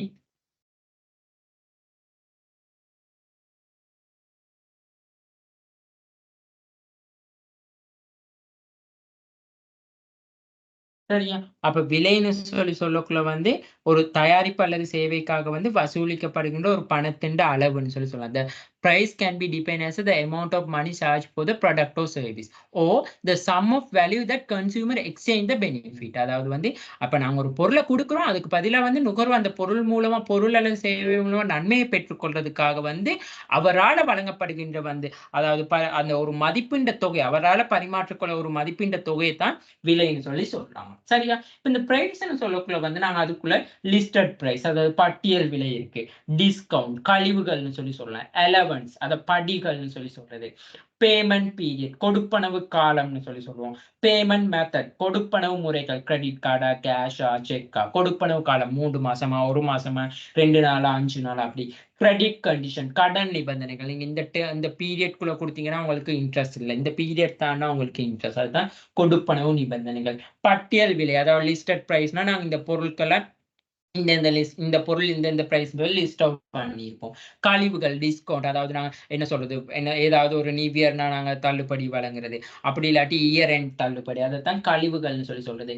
அலவன்ஸ்ன்னு சொன்னாலும் அதே மாதிரியான ஒரு விஷயம் தான். சோ இதுகள் தான் வந்து என்னதுன்னு சொன்னா பிரைஸ்ன்னு சொல்லி சொல்றது. ஓகே, இதுகளை தான் நாங்க பிரைஸ்ன்னு சொல்லி சொல்லுவோம். அப்ப நாங்க இந்த இம்பார்ட்டன்ட் ஆஃப் பிரைசிங், அதாவது ஏன் இந்த முக்கியத்துவம் பெறுது விலையிடல், அப்படி இல்லாட்டி விலைன்னு சொன்னா ஏன் முக்கியம் போனா ட்ரிகர் ஆஃப் ஃபர்ஸ்ட் இம்ப்ரெஷன், அதாவது முதல் தோற்றத்தின் தூண்டுதல்னு சொல்லுவாங்க. ட்ரிகர் ஆஃப் ஃபர்ஸ்ட் இம்ப்ரெஷன் சொன்னா ஒரு பொருளோட விலையை பார்த்தோன்னே எங்க மைண்ட் செட்க்கு வரும். ஓகே, இப்ப நாங்க முதல்ல வந்து அந்த பொருளை பார்க்கிறோம். அந்த பொருளை பார்த்தோன்னே அடுத்தது எங்களுக்கு மைண்டுக்கு போறது அந்த பொருள், அந்த பொருளோட கலரா, டிசைனா, அது உண்மையாலுமே எங்களுக்கு தேவையா, எங்களுக்கான அவசியமா அப்படின்னு சொல்லி பார்க்க முன்னுக்கு நாங்க பார்ப்போம் பொருளோட பிரைஸ் என்ன. ஓகே, அதுதான் எங்கட மெயின், அதுதான் trigger of the first impression. விலைன்னு சொல்றது வந்து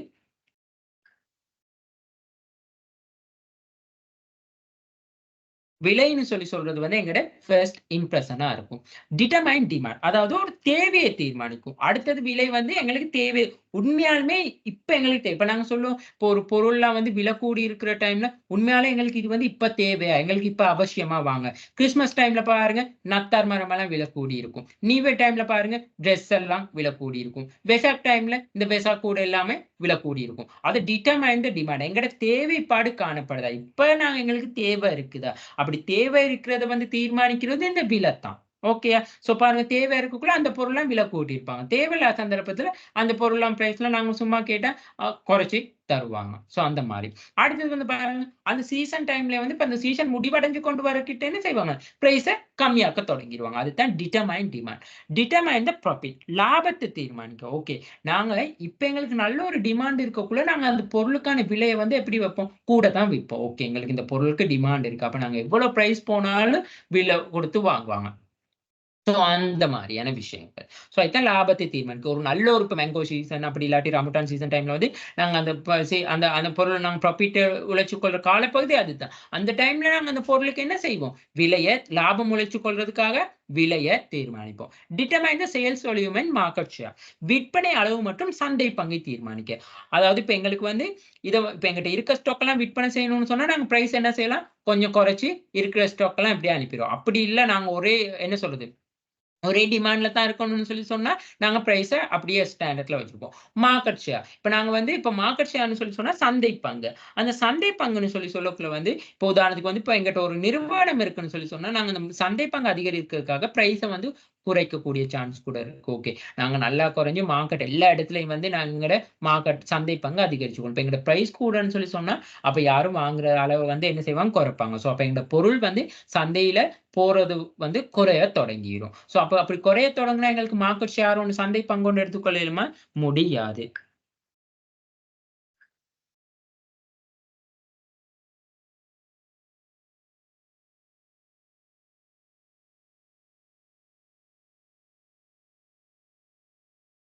அடுத்தது ஆ என்ன சொல்றேன்னா, அ அ பீட்டிங் கம்பரிசன். இப்ப பீட்டிங் கம்பரிசன் சொன்னா நான் என்ன சொல்றேன்னா, இது வந்து போட்டி. இப்ப இன்னொருத்தர் வந்து போட்டியோட அந்த பொருள விற்பனை செய்றார்ன்னா, நாங்க என்ன என்ன செய்யணும்னு சொன்னா, அத விட விலைய குறைச்சு பார்ப்போம். சோ அவர் வந்து அந்த பொருள் வந்து நல்ல ஒரு குவாலிட்டி இல்லாட்டி, எங்கட பொருள் நல்லா குவாலிட்டியா விற்பனை செய்யும். கொஞ்சம் பிரைஸ கூட்டி. அதுதான் பீட்டிங் கம்பரிசன் சொல்லுவோம். சோ அந்த மாரியான விஷயத்துக்கு வந்து விலைங்கிறது அவசியம்.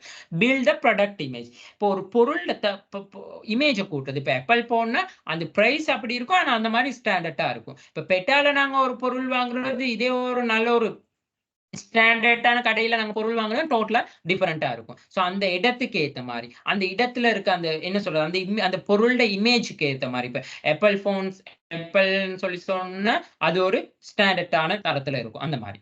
அடுத்தது டூல் ஃபார் சேல்ஸ் ப்ரமோஷன். அதாவது வந்து இது சொல்றது வந்து விற்பனை மேம்படுத்துறதுக்கான ஒரு கருவியாவும் இருக்கும். தேவையான நேரம் பிரைஸ கூட்டுறது, குறைக்கிறது. அந்த மாரி. அப்ப ஒரு டூல்ஸ். பாருங்க இப்ப எங்களுக்கு லாபம் இல்ல. சீசன் வந்து டக்குனு முடிய போகுதுன்னா, பிரைஸ் எல்லாம் குறைப்போம். சீசன் ஸ்டார்ட் பண்ணியிருக்குன்னா, பிரைஸ கூட்டுவோம். அப்படி இல்ல சேல்ஸ் வால்யூம் எங்களுக்கு கூட்டணும்னா, பிரைஸ குறைப்போம். சேல்ஸ் வால்யூமே இருக்கணும். அதே வேளை எங்களுடைய ஸ்டாண்டர்ட் வேணும்னா, ஒரு ஸ்டாண்டர்டான என்ன சொல்றது? ஒரு ஸ்டாண்டர்ட் தன்மையில இருக்கணும்னா, எங்களோட பிரைஸ் ஒரு ஸ்டாண்டர்ட் தன்மைக்கு வச்சுக்கொள்வோம். அடுத்தது use to the target particular segment of customer.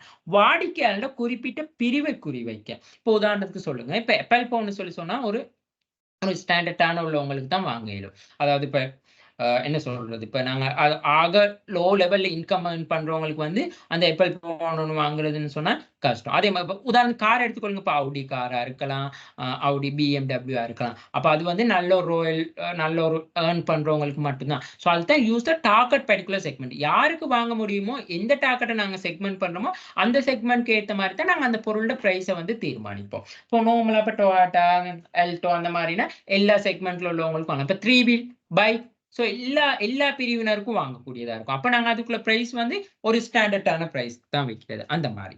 அடுத்தது பிரிஸ்கிரிப்ஷன் ஆஃப் த குவாலிட்டி. தரம் பற்றிய கருத்து. ஓகே. அந்த பொருள் வந்து குவாலிட்டினா எப்படி? இப்ப Nike பிராண்ட்ன்னு சொன்னா அது ஓகே. ஒரு பிராண்டடானதுன்னு சொன்னா, அப்ப நாங்க Appleன்னு சொன்னா Apple பிராண்டட்ன்னு சொன்னா அதுக்கான பிரைஸ் ஓகே. இந்த பிரைஸ்ல வந்து இந்த பிராண்டட் வந்து இந்த பிராண்ட் எவ்வளவு விலை குடுத்தனாலும் வாங்கக்கூடிய தன்மை நாங்க சொல்லுவோம். ஓகே. இது பிராண்டட் ஆனா நல்லா பாவிக்கக்கூடியது. அதனால இந்த பிரைஸ் வந்து எங்களுக்கு ஓகே.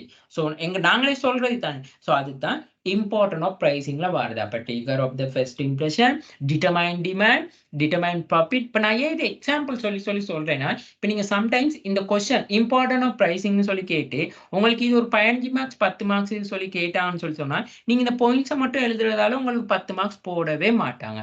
இந்த ஒவ்வொரு பாயிண்ட்ஸ்க்கும் வந்து இப்படி நான் சொல்ற ஒவ்வொரு எக்ஸாம்பிள சொல்லி நீங்க சொன்னா மட்டும் தான் உங்களுக்கு 10க்கு 10 மார்க் எடுக்க முடியும். சரியா? சோ அத ஞாபகம் வச்சுக்கொள்ளுங்க. அடுத்தது பிரைசிங் ஆப்ஜெக்டிவ். இது என்னது? விலையிடலின் நோக்கம்னு சொல்லி இருக்கு. விலையிடலின் நோக்கம்னு சொல்லி. அப்ப இம்ப்ரூவிங் த ரிட்டென்ஷன். இது என்ன சொல்றது? தக்க வைப்பை மேம்படுத்திக் கொள்றது. இப்ப நாங்க ஒரு பொருளுக்கு வந்து பிரைஸ் சொல்றோம்னு சொல்லி சொன்னா நாங்க வந்து அதை என்ன சொல்றது? எங்க ரிட்டென்ஷனை எப்படி நான் ரிட்டென்ஷன் சொல்லி சொன்னா எப்படி நாங்க தக்க வச்சுக் கொள்றோம்? எங்களோட ப்ராடக்ட் வந்து சந்தையில இருக்கணும், எங்களோட ப்ராடக்ட்டுக்குன்னு ஒரு ஸ்டாண்டர்ட் ஒன்று கிடைக்கணும்னா நாங்க அந்த பிரைசிங்ல வந்து நாங்க என்ன செய்யணும்? அந்த மாதிரி மேக்சிமைசிங் ப்ராஃபிட், லாபத்தை அதிகப்படுத்துதல், அப்படி இல்லாட்டி லாபத்தை உச்சப்படுத்தல்னு சொல்லி சொல்லுவோம்.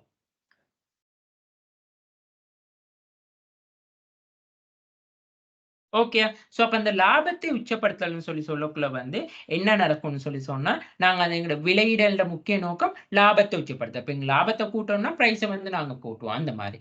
இன்கிரீஸ் இன் த சேல்ஸ் வால்யூம். விற்பனையின் அளவு அதிகரிக்குது.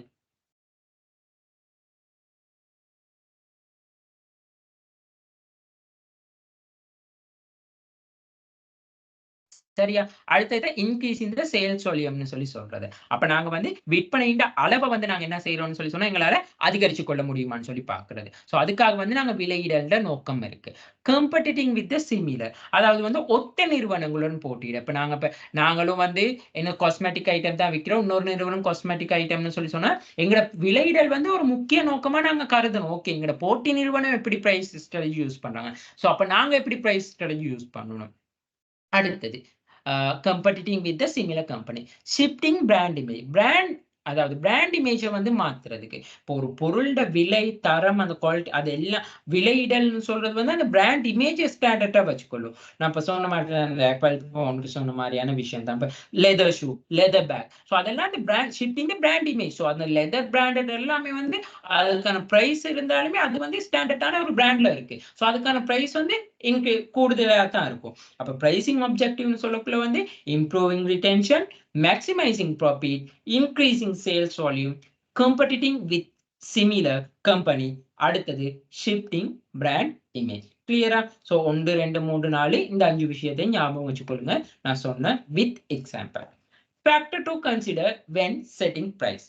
அப்ப இங்க என்ன சொல்றாங்கன்னு சொல்லி சொன்னா, விலையிடலை வந்து தீர்மானிக்கிற விலைய வந்து நாங்க தீர்மானிக்கக்குள்ள வந்து கருத்தில் கொள்ள வேண்டிய காரணிகள்ல வந்து இன்டர்னல் ஃபேக்டர்ஸ்னு சொல்லி ஒண்ணு இருக்கு.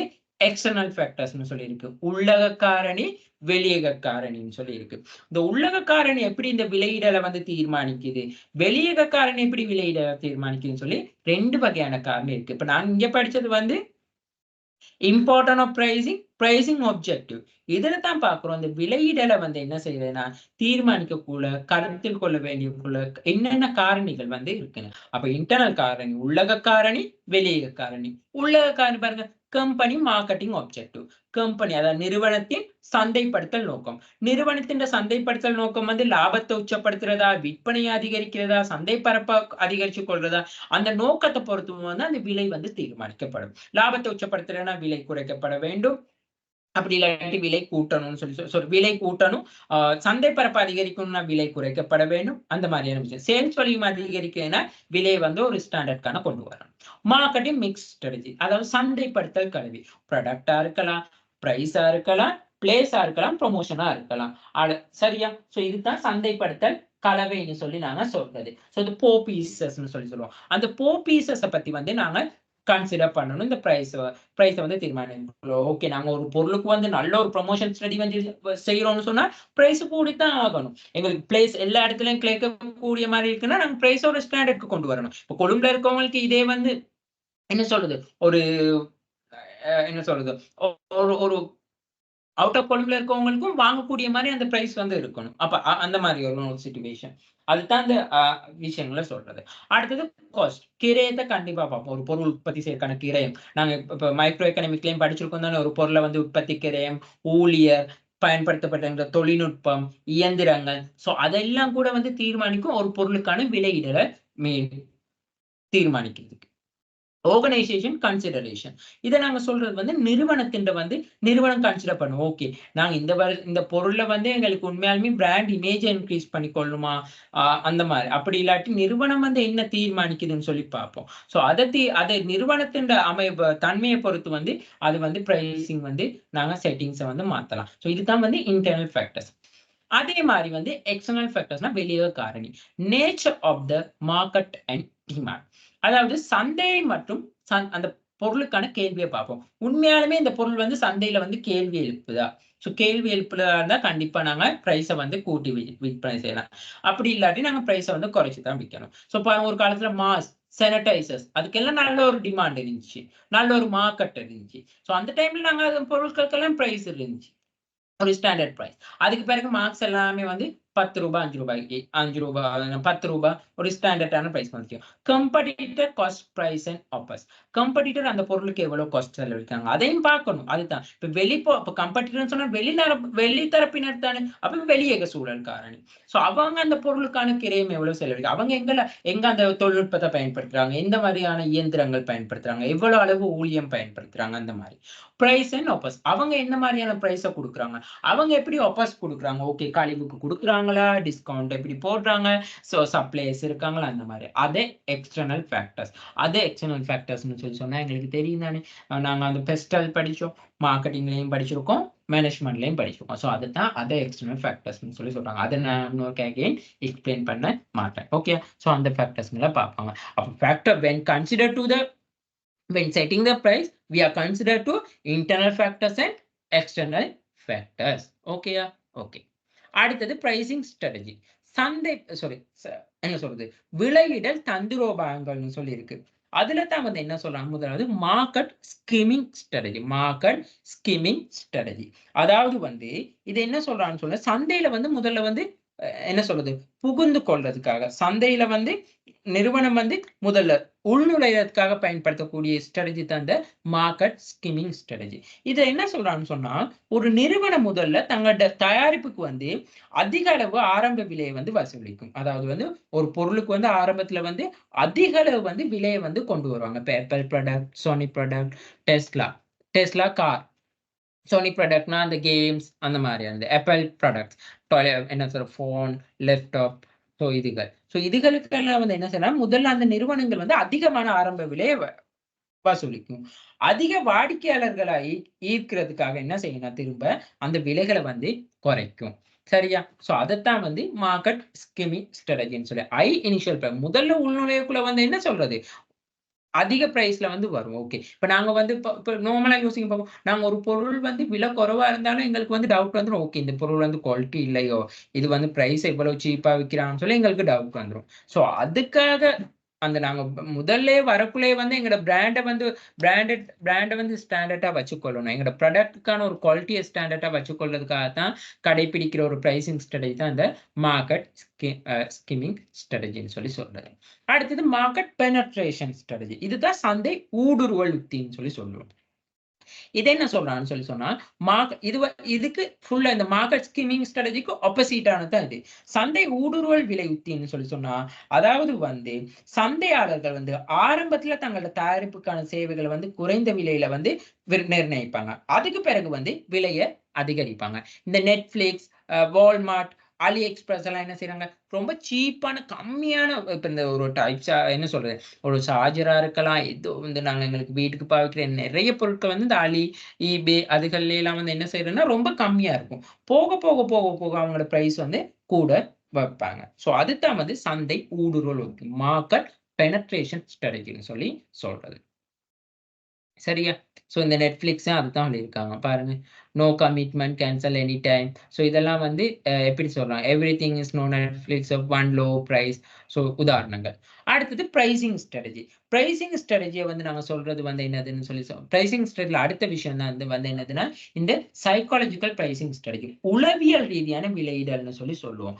உளவியல் ரீதியான விலையிடல் என்பது, அதாவது வந்து இப்ப நாங்க எங்களுக்கு நல்லாவே தெரியும். இந்த பாட்டா, டிஎஸ், ஷூல எல்லாம் வந்து 599, 499, 399 கிட்டத்தட்ட இது வந்து ரூ. 400 பிரைஸ் தான்.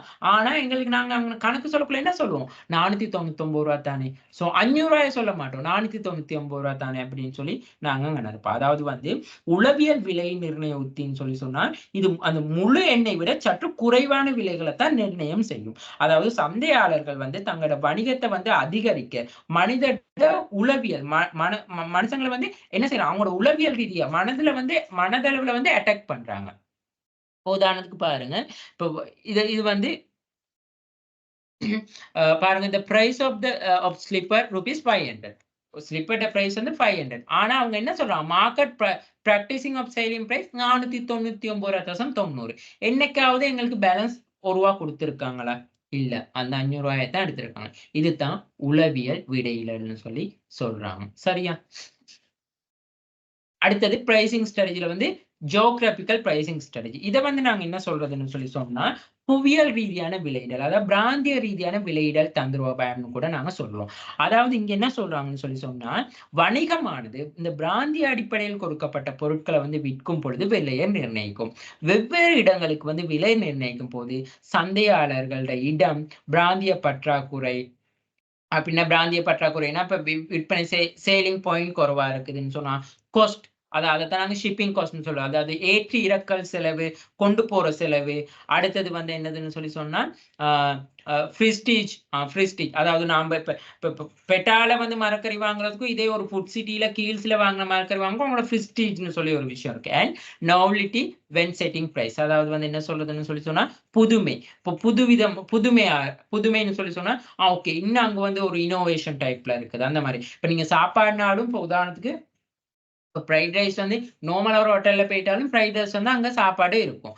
இதே வந்து நீங்க 5 ஸ்டார் ஹோட்டல்ல போனாலும் அதே ஃப்ரைட் ரைஸ் தான், என்ன கொஞ்சம் டிஃப்ரெண்டா டிசைன்லாம் போட்டு அப்படி. ஒரு ஐஸ்கிரீம்னாலும் நீங்க வந்து ஒரு ரோட் கடையில ஐஸ்கிரீம் வாங்கினாலும் ஐஸ்கிரீம் தான். இதே நீங்க ஒரு ஐஸ்கிரீம் பார்லர் போனா அதுக்கு வந்து சொக்கோ போட்டு அதுக்கப்புறம் எக்ஸெட்ரா புட்டிங் செட் எல்லாமே செஞ்சு கொடுப்பாங்க. ஸோ அதுதான் வந்து அந்த நாவல்ட்டின்னு சொல்லி சொல்றது. ப்ரெஸ்டீஜும் அப்படித்தான். நீங்க வந்து இப்போ கடையில வாங்கினாலும் அவங்களுக்கு ஐஸ்கிரீம் தான். இதே நீங்க ஐஸ்கிரீம் பார்லர்ல போயிட்டு வாங்கினாலும் ஐஸ்கிரீம். ஷிப்பிங் காஸ்ட்னா நார்மலாவே தெரியும் தானே, அதாவது வந்து ஒரு பொருளை ஒரு இடத்துல இருந்து இன்னொரு இடத்துக்கு நகர்த்தி செல்றதுக்கு தேவையான கப்பற் செலவுன்னு சொல்லி நாங்க இதை சொல்லுவோம். அப்புறம் ரீஜினல் ஸ்கார்சிட்டி, அதாவது எங்களுக்கு அந்த பொருளை விற்பனை செய்யறதுக்கான இடங்கள் காணப்படுதா. ஓகே, இப்ப எங்களுக்கு கேஎஃப்சின்னு சொல்லி சொன்னா இப்ப கிட்டத்துல தான் வவுனியால கேஎஃப்சி ஒன்று ஓபன் பண்ணாங்க. சோ அந்த மாதிரி இப்ப எங்களுக்கு அப்ப அங்க அந்த இடங்களை அப்படி தீர்மானிக்கிறது விலைகள். லொகேஷன், இடங்களை பொறுத்து. இப்போ உதாரணத்துக்கு உங்களுக்கு தந்திருக்காங்க பாருங்க. இப்ப இந்த என்ன சொல்றாங்கன்னு சொல்லி சொன்னா, ஒரு பிரைஸ வந்து நாங்க பார்க்கக்குள்ள வந்து ஹோல்சேல் பிரைஸ், அதாவது வந்து மொத்த விற்பனை. ரிட்டெயில் பிரைஸ்னா சில்லறை விற்பனை. அது வந்து பெட்டா மார்க்கெட்ல எப்படி இருக்குன்னு சொல்லி பாருங்க, தம்புள்ள மார்க்கெட்ல எப்படி இருக்குன்னு சொல்லி பாருங்க. சோ அதுதான் பாருங்க. இப்ப பெட்டா மார்க்கெட்ல வந்து இது வந்து ஹோல்சேல பத்தி கதைக்கிறேன். மொத்த விற்பனை பீன்ஸ் 300 ரூபாய். சரியா? இதே வந்து தமுல்லையில வந்து எவ்வளவுக்கு 248 ரூபாய். ஏன்னா அதிக அளவு மரக்கறிகள் வந்து தம்புள்ள போன்ற இடங்கள்ல பெற்றுக்கொள்ளப்படுறதால. இதே வந்து பாருங்க, இப்ப ரிட்டைல்னா அதை விட பாருங்க 351 ரூபாய் சில்லறை விற்பனை பீன்ஸ். சரியா? இது பெட்டால. தம்புள்ளையில வந்து அதே 268 ரூபாய்க்கு எடுத்துக்கொள்ளலாம். சரி. சோ இதுதான் வந்து சொல்றாங்க. அந்த இடத்த பொறுத்து, அதுக்கான செலவுகள பொறுத்து, பிரிஸ்டீஜ பொறுத்து. இப்ப நாங்க இதே மரக்கறி வந்து பெட்டால வந்து ஒரு என்ன சொல்றது, 1 கிலோ தக்காளி 100 ரூபாய்க்கு வாங்கலாம். இதே ஃபுட் சிட்டில வாங்கக்குள்ள 1 கிலோ தக்காளி 300, 200 ரூபாய்க்கு வாங்க வேண்டி வரும். சோ அதுதான் வந்து அந்த பிரிஸ்டீஜ்ன்னு சொல்லி சொல்ற விஷயம். ஓகே. ஷிப்பிங் காஸ்ட் பாருங்க. அப்ப ஷிப்பிங் காஸ்ட்னா பிரைஸ் வந்து இப்ப வெயில் காலங்கள்ல மரக்கறியின் விலைகள்லாம் வந்து கூடி இருக்கும். சோ அந்த மாதிரியான விஷயங்கள். பாருங்க 300 ரூபாயில இருந்து டுடே 340 ரூபாய். பாருங்க இது வந்து ஜனவரி. கிட்டத்தட்ட 2020 ஜனவரின்னு சொல்லி சொல்லக்குள்ள வந்து கோவிட் டைம் எல்லாம் கிட்ட கிட்ட வர காலப்பகுதி தான் அந்த ஜனவரின்னு சொல்லி சொல்றது. அதுக்கு முதல்ல வந்து சாரான் பாம் பிளாஸ்ட் இருந்துச்சு. சோ இந்த மாதிரியான அந்த அந்த சில விஷயங்களால வந்து பிரைஸ் வந்து அப் டவுன் ஆகலாம்.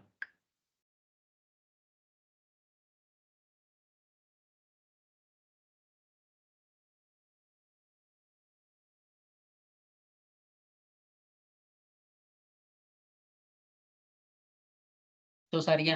சோ இதுல தான் இப்ப நாங்க லேர்னிங் அவுட்கம் என்ன படிச்சுக்கணும்? Identify what is the price.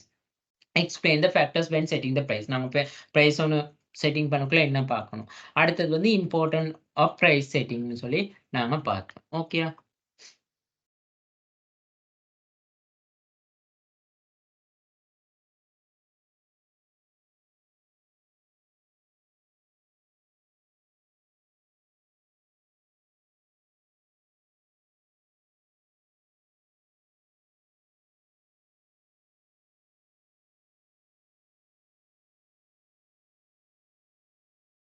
Okay. இது வந்து என்கிட்ட இருக்க எக்ஸ்ட்ரா நோட்ஸ். நான் அதுக்குள்ள உங்களுக்கு தாரேன். ஓகே. ஸோ இப்ப இதுல வந்து நீங்க பார்க்கலாம் வந்து பிரைஸ்னா என்னதுன்னு சொல்றாங்க. அப்புறம் இந்த அத ஃபேக்டர் கன்சிடரிங். பிரைஸ் ஒண்ணு பார்க்கக்குள்ள வந்து எந்த மாதிரியான ப்ராசஸ்ல போகும். ஸோ ஒரு பிரைஸ்க்கு வேல்யூனா நாங்க எப்படி அத தீர்மானிக்கிறது? அப்புறம் product cost, cost plus pricing, cost பார்க்கல பாருங்க. நாங்க எக்கனாமிக்ல படிச்சிருக்கோம். Variable cost, fixed cost. So அப்புறம் எக்ஸ்பெக்டட் யூனிட் சேல் அதெல்லாம் பார்த்து தீர்மானிக்கிறது. அப்புறம் இந்த பிரேக் ஈவன் அனலைசிஸ், டார்கெட்டிங், ப்ராஃபிட்ட பேஸ் பண்ணி நாங்க பிரைஸ் பார்க்கிறது. ஸோ அடுத்தது இது நான் படிச்சோம். எலக்ட்ரிசிட்டிய பேஸ் பண்ணி நாங்க பிரைஸ் என்ன மாரி. ஸோ அடுத்தது நியூ ப்ராடக்ட் பிரைசிங் ஸ்டடி நாங்க marketing scheme price, market penetration pricing, அப்புறம் ப்ராடக்ட் லைன் பிரைசிங்ன்னு இருக்கு. ஸோ இதுகள் பார்த்தோம். ஸோ அடுத்தது product mix pricing strategy, by product pricing இப்படி இருக்கும். பண்டில் பிரைசிங் அதாவது இப்ப நாங்க விலைகள் வந்து கூட இப்ப நாங்க ஒரு பண்டிலா வாங்கக்குள்ள எப்படி இருக்கும்? ஒரு பொருளோட இன்னொரு இணைச்சு வாங்கக்குள்ள எப்படி இருக்கும்? சில்லறையா வாங்கக்குள்ள எப்படி? அந்த மாதிரி கூட பிரைஸ் வந்து மாறலாம். ஓகேயா? பாருங்க இந்த geographical pricing, dynamic pricing, promotion pricing. So இதுக்கெல்லாம் வந்து நீங்க எடிஷனலா வந்து ரீட் பண்ணி வாசிச்சு கொள்ள வேண்டிய விஷயங்கள். ஓகேயா? ஓகே.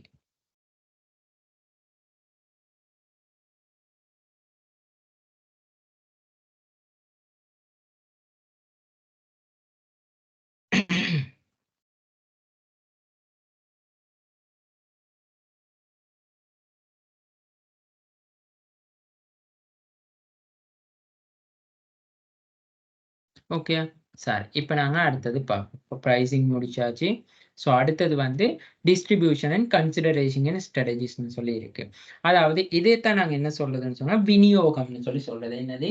விநியோகம்னு சொல்லி சொல்றது. ஒரு பொருள வந்து நாங்க வந்து இப்ப டிஸ்ட்ரிபியூஷன்னு சொல்லி சொன்னா விநியோகம். ஸோ டிஸ்ட்ரிபியூஷன், கன்சிடரேஷன் இதுல தான் வந்து நாங்க ஒரு பொருள வந்து இன்னொரு தரப்பினருக்கு வந்து விற்பனை செய்றது, விநியோகிக்கிற முறைகள் இது எல்லாமே வந்து இங்க உள்ளடங்கி இருக்கு. ஓகே. ஸோ அப்ப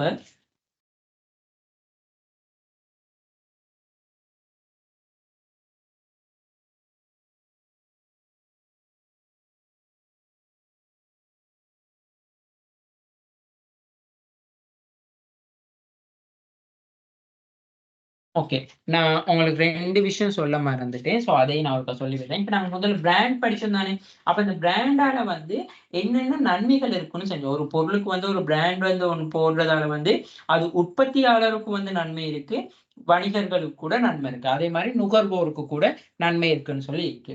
அப்ப முதலாவது வந்து அதாவது என்னென்ன அது இப்ப நாங்க பெனிஃபிட்ஸ்ன்னு சொல்லி சொன்னீங்கன்னு சொல்லி சொன்னா ஆ அதாவது வந்து ஒரு உற்பத்தியாளருக்கு, அப்படி இல்லாட்டி வணிகருக்கு, ஒரு பிசினஸ் மேன்க்கு என்ன ஒரு பிராண்டால வந்து எங்களுக்கு கிடைக்கிற பெனிஃபிட்ஸ்ன்னு சொல்லி சொன்னா, ஏனைய காம்படிஷன் போட்டி நிறுவனங்களோட பார்க்கக்குள்ள வந்து எங்கட ப்ராடக்ட்ட வந்து ஈஸியா டிஃபரன்ஷியேஷன் பண்ணி பார்த்துக்கொள்ள முடியும். அடையாளம் கண்டு கொள்ள முடியும். அடுத்தது வந்து எங்களுக்கு இப்போ ஆர்டர்ஸ் எல்லாம் கிடைக்கல ஈஸியா இருக்கும். இப்போ உதாரணத்துக்கு வந்து இப்ப எனக்கு வந்து நாங்க என்னைக்கும் சொல்ல மாட்டோம், ஆ வாசனை சவர்க்காரம் போட சொல்லி. நாங்க என்ன சொல்லுவோம், லக்ஸ்ல ஒரு 5 துண்டு போடுங்க. அதுதான். ஆ துணி துவைக்கிற சவக்காரம்ன்னு சொல்ல மாட்டோம். சன்லைட்ல ஒரு 3 துண்டு போடுங்க. ஸோ அதுதான் அந்த கட்டளைகளை பெற்றுக்கொள்றதுக்கு இலகுவா இருக்கும்னு சொல்லி சொல்றது. அடுத்தது சட்ட ரீதியான பாதுகாப்பு கிடைக்கும். அதாவது லீகலி வந்து அதுக்கு ஒரு புரொடெக்ஷன் ஒண்ணு கிடைக்கும். ஓகே. எங்களுக்கு ஒரு இப்படி ஒரு பிராண்ட் ஒண்ணு இருக்கக்குள்ள, அந்த பிராண்ட்ல வந்து காப்பி பிராண்ட் ஒண்ணும் இருக்காது. ஸோ உதாரணத்துக்கு இப்ப சன்லைட் வந்து இப்ப நாங்க ஒரு பிராண்ட் இருக்குன்னா, சன்லைட்ல வந்து ஒரு டூப்ளிகேட் பிராண்ட் ஒண்ணும் உருவாக்க முடியாது. அப்படி உருவாக்குறதுன்னா, அது சட்ட ரீதியான ஒரு குற்றமா தான் கருதப்படும். அதனால தான் வந்து அந்த பிராண்ட்கள வந்து ரெஜிஸ்ட்ரேஷன் செய்ய சொல்றதுன்னு சொல்லி. அப்படி இல்லாட்டி அந்த பிராண்ட பயன்படுத்தி செய்யக்குள்ள அந்த பிராண்ட் வந்து ஒரு சட்ட ரீதியான அதாவது ஒரு குற்றவியலுக்காக பயன்படுத்தப்படுறதுக்குள்ள அது ஒரு பெரிய பிரச்சனையா இருக்கும். அதாவது அந்த பிராண்ட தவறா யூஸ் பண்ணக்குள்ள ஒரு பெரிய பிரச்சனையா இருக்கும். அடுத்தது வந்து அந்த பொருள் பற்றிய விசேட தரங்கள், குவாலிட்டி, நுகர்வோருண்ட அ பிலீவ்னஸ் அதிகரிக்கும். நம்பிக்கை. வந்து அதிகரிக்கக்கூடிய ஓகே இந்த இந்த இந்த பிராண்ட் உள்ள பொருள் வந்து குவாலிட்டியா இருக்கும் அப்படின்னு சொல்லி ஒரு ஐடென்டிஃபிகேஷன் கிடைக்கும். அடுத்தது வந்து நுகர்வோர்களுக்கு வந்து இந்த பிராண்ட வந்து என்ன சொல்லலாம்னு சொல்லி சொன்னா, அவங்களுக்கு ஈஸியா வந்து பிராண்ட் ஐடென்டிஃபை பண்ணிக்கொண்டு ஓகே சன்லைட் நல்ல துணி துவைக்கிறதுக்குள்ள அதாவது வாஷிங் பவுடர் எடுத்துக்கொண்டா நாங்க வந்து ரின்ஸோ நல்லோம். அப்படி இல்லாட்டி சர்ஃப் எக்ஸல், டிவோ என்ன சொல்றது? தீவா, சன்லைட் அந்த மாரியான இது நல்லோன்னு சொல்லி ஐடென்டிஃபை பண்ணிக்கொள்ள முடியும்.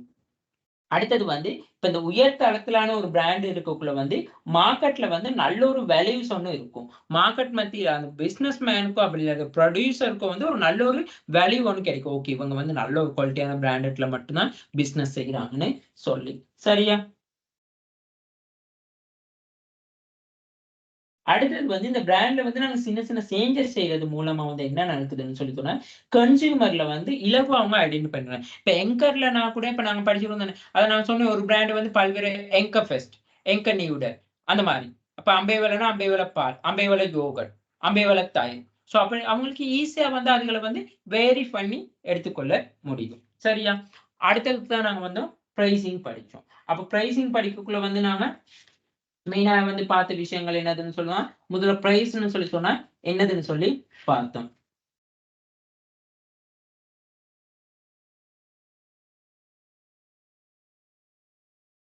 சரியா? ஏதாவது ஒரு பொருள் அல்லது சேவைக்காக வந்து கொள்வனவாளரால வந்து பர்ச்சேஸ் பண்றவங்களால செலுத்தப்படுகின்ற ஒரு பண ரீதியான பெறுமதி தான். அதத்தான் நாங்க விலைன்னு சொல்லி சொல்றோம். அப்ப அந்த பொருள் அல்லது சேவையை பெற்றுக்கொள்றதுக்கு அதை பயன்படுத்துவதன் மூலம் வந்து நுகர்வோர் பெற்றுக்கொள்ற அனுகூலங்கள், அப்படி இல்லாட்டி அதை திருப்திக்காக வந்து பரிமாற்றம் செய்ய விரும்புகின்ற ஒரு பெருமானத்தை தான் விலைன்னு சொல்லி நாங்க படிச்சோம் அந்த மெத்தட்லயும். அப்ப விலையை வந்து நாங்க பல்வேறு பெயர்களால வந்து 1 மினிட்.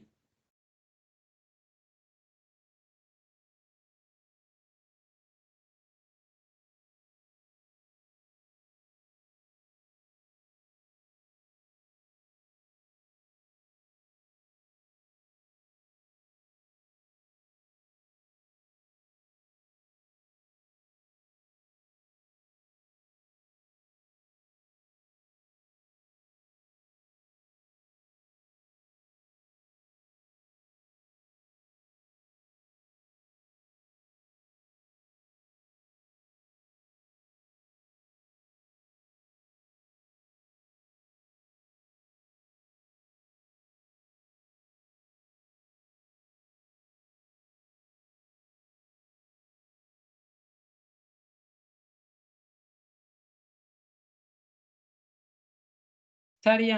சோ அடுத்தது வந்து நாங்க படிச்சோம் என்னதுன்னு சொல்லி சொன்னா, இப்ப இந்த பிரைஸ்ன்னு சொல்லி சொல்லக்குள்ள பிரைஸ்க்கு வந்து வெவ்வேறான பெயர்கள் அது. நாங்க உதாரணத்துக்கு வந்து இப்ப பிரைஸ் ஆகும்னா, நாங்க சேலரீஸ்ன்னு கூட நாங்க சொல்லலாம். இப்ப சேலரீஸ்னா வொர்க் பண்றதுக்காக சேலரீஸ் குடுக்குறது. தவணை கட்டணம், அதாவது இன்ஸ்டால்மென்ட் பேமெண்ட் கூட நாங்க அத சொல்லுவோம். இப்ப ஒரு ஒரு டிவியோ, ஒரு ஃப்ரிட்ஜோ அப்படி வாங்கலாம். அதுக்கு வந்து ஒரு இன்ஸ்டால்மென்ட் பேமெண்ட் இருக்கும். வாங்குவீங்க. இன்ஸ்டால்மென்ட் பேமெண்ட் இருக்கும். அந்த மாரியான விஷயங்கள் இருக்கும்.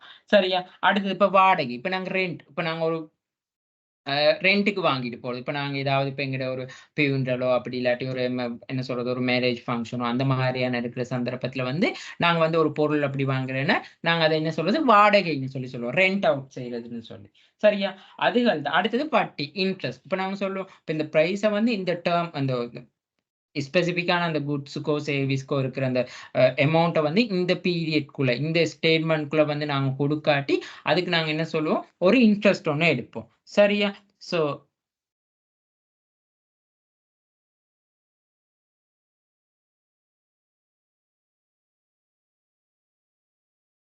அப்ப அதுக்கான வந்து ஒரு நாங்க இன்ட்ரெஸ்ட் ஒண்ணு எடுப்போம். அதுதான் வட்டின்னு சொல்லி சொல்றது. இப்ப நாங்க பேமெண்ட் டிலே ஆகுனுச்சா, பேமெண்ட் வந்து லேட் ஆகுனுச்சுன்னா, ஸோ அதுகளுக்கு வந்து நாங்க யூஸ் பண்றது தான் அந்த விஷயம். ஓகேயா? ஸோ அதுகள வந்து அதுகள வந்து நாங்க அங்கன படிச்சோம். அடுத்த விஷயம் நாங்க என்ன படிச்சோம்னு சொல்லி சொன்னா, அடுத்த விஷயம் நாங்க பார்த்தது என்னதுன்னு சொல்லி சொன்னா, இந்த பிரைஸ்ன்னு சொல்லி சொல்லக்குள்ள வந்து ஒரு அதாவது கொள்வனவாளரா இருக்கலாம். அப்படி இல்ல கொள்வனவாளருக்கு வந்து ஒரு பொருள வந்து கொள்வனவு செய்றதுக்கு வந்து ஒரு என்ன சொல்றது? ஒரு ஒரு பிரதானமா கருத்தில் கொள்றதே வந்து பிரைசிங் தான். இப்ப நாங்க ஒரு பொருள நாங்க பார்த்த உடனே வந்து, நாங்க பிராண்ட் வந்து எங்களுக்கு வந்து ஒரு விஷனா இருந்தாலுமே, ஒரு லென்ஸா இருந்தாலுமே வந்து, அடுத்த செகண்ட் நாங்க என்ன பார்ப்போம் நாங்க ஒரு கடைக்கு போயிட்டு ஒரு ட்ரெஸ் வாங்குறதோ, ஏதாவது ஒரு பர்ச்சேஸ் பண்ணக்குள்ள, எங்களுக்கு முதல்ல வந்து அந்த பிராண்ட், அந்த குவாலிட்டி ஓகே இது நல்லா இருக்கு. நெக்ஸ்ட் ஸ்டெப் என்ன எடுப்போம்? பிரைஸ். ஓகே இந்த பிரைஸ்க்கு தான் அப்ப எங்களால வந்து வாங்க முடியும்னு சொல்லி தீர்மானிப்போம். சரியா? அடுத்தது வந்து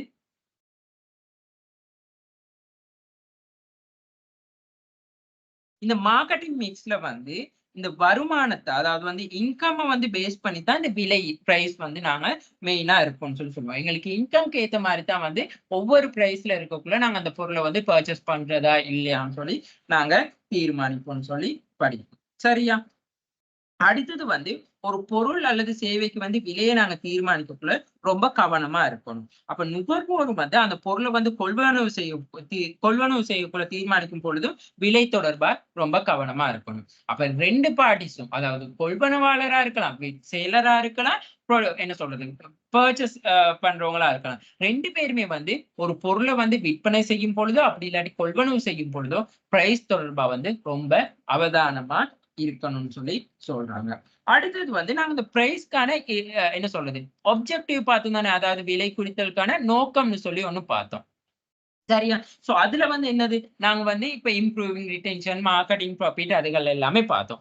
அதை விட இன்னும் கொஞ்சம் விஷயங்கள் என்ன இருக்குன்னு சொல்லி சொன்னா, நாங்க அந்த மார்க்கெட்ல வந்து அதாவது வந்து நாங்க வாழ்த்தன்மை எங்கட வந்து அந்த அந்த கம்பெனி வந்து லைஃப் லாங் இருக்கணும்னு சொல்லி சொன்னா மார்க்கெட்ல வந்து பிரைஸ் வந்து ஒரு ரொம்ப முக்கியம். அடுத்தது வந்து லாபத்தை வந்து நாங்க பார்த்தோம். அடுத்தது வந்து மார்க்கெட்டிங் ஷேர் அதையும் பார்த்துக் கொள்ளுங்க. அதாவது வந்து சந்தை பங்கை மேக்சிமைசேஷன் பண்றதுக்கு. அடுத்தது வந்து ஆஹ் அந்த என்ன சொல்றது, அந்த உற்பத்தி பொருளோட தரத்துல வந்து நாங்க ஒரு குவாலிட்டி, ஒரு பிரைஸ் வந்து நல்லா இருந்தா அந்த ப்ராடக்ட் வந்து குவாலிட்டியாவும் இருக்கணும், அவங்க நம்புற தன்மைக்கு வரும். சோ அதுகளை பார்க்கணும். அடுத்தது வந்து நாங்க பார்த்தோம் என்னதுன்னு சொல்லி சொன்னா இந்த ஃபேக்டர்ஸ், அதாவது வந்து இப்ப பிரைஸ்ன்னு சொல்லி சொல்லக்குள்ள வந்து அந்த பிரைஸ் செட்டிங் பண்ணக்குள்ள தீர்மானிக்கிற ஃபேக்டர்ஸ் இன்டர்னல் எக்ஸ்டர்னல். அதுல தான் நாங்க இந்த காஸ்ட் படிச்சோம், டிமாண்ட் பார்த்தோம், கம்பெடிட்டர் பிரைஸ் பார்த்தோம். அப்ப இந்த காஸ்ட், கம்பெடிட்டர், பிரைஸ், அப்புறம் டிமாண்ட், இது எல்லாமே வந்து பார்த்துதான் நாங்க என்ன செய்வோம்னா விலையை வந்து தீர்மானிப்போம்னு சொல்லி சொன்னோம். ஓகே, சோ இதுகள் தான் வந்து அங்க மெயினா சொல்ல வேண்டிய விஷயங்கள். ஓகே, இப்ப நாங்க அடுத்தது வந்து விலைகள் வந்து என்னென்ன விலைகள் இருக்குன்னு சொல்லி நாங்க பார்ப்போம். ஓகே, சோ அடுத்தது வந்து நாங்க படிப்போம் டிஸ்ட்ரிபியூஷன். சரியா? டிஸ்ட்ரிபியூஷனை வந்து அடுத்த ரெக்கார்டிங்ல நாங்க பார்ப்போம்.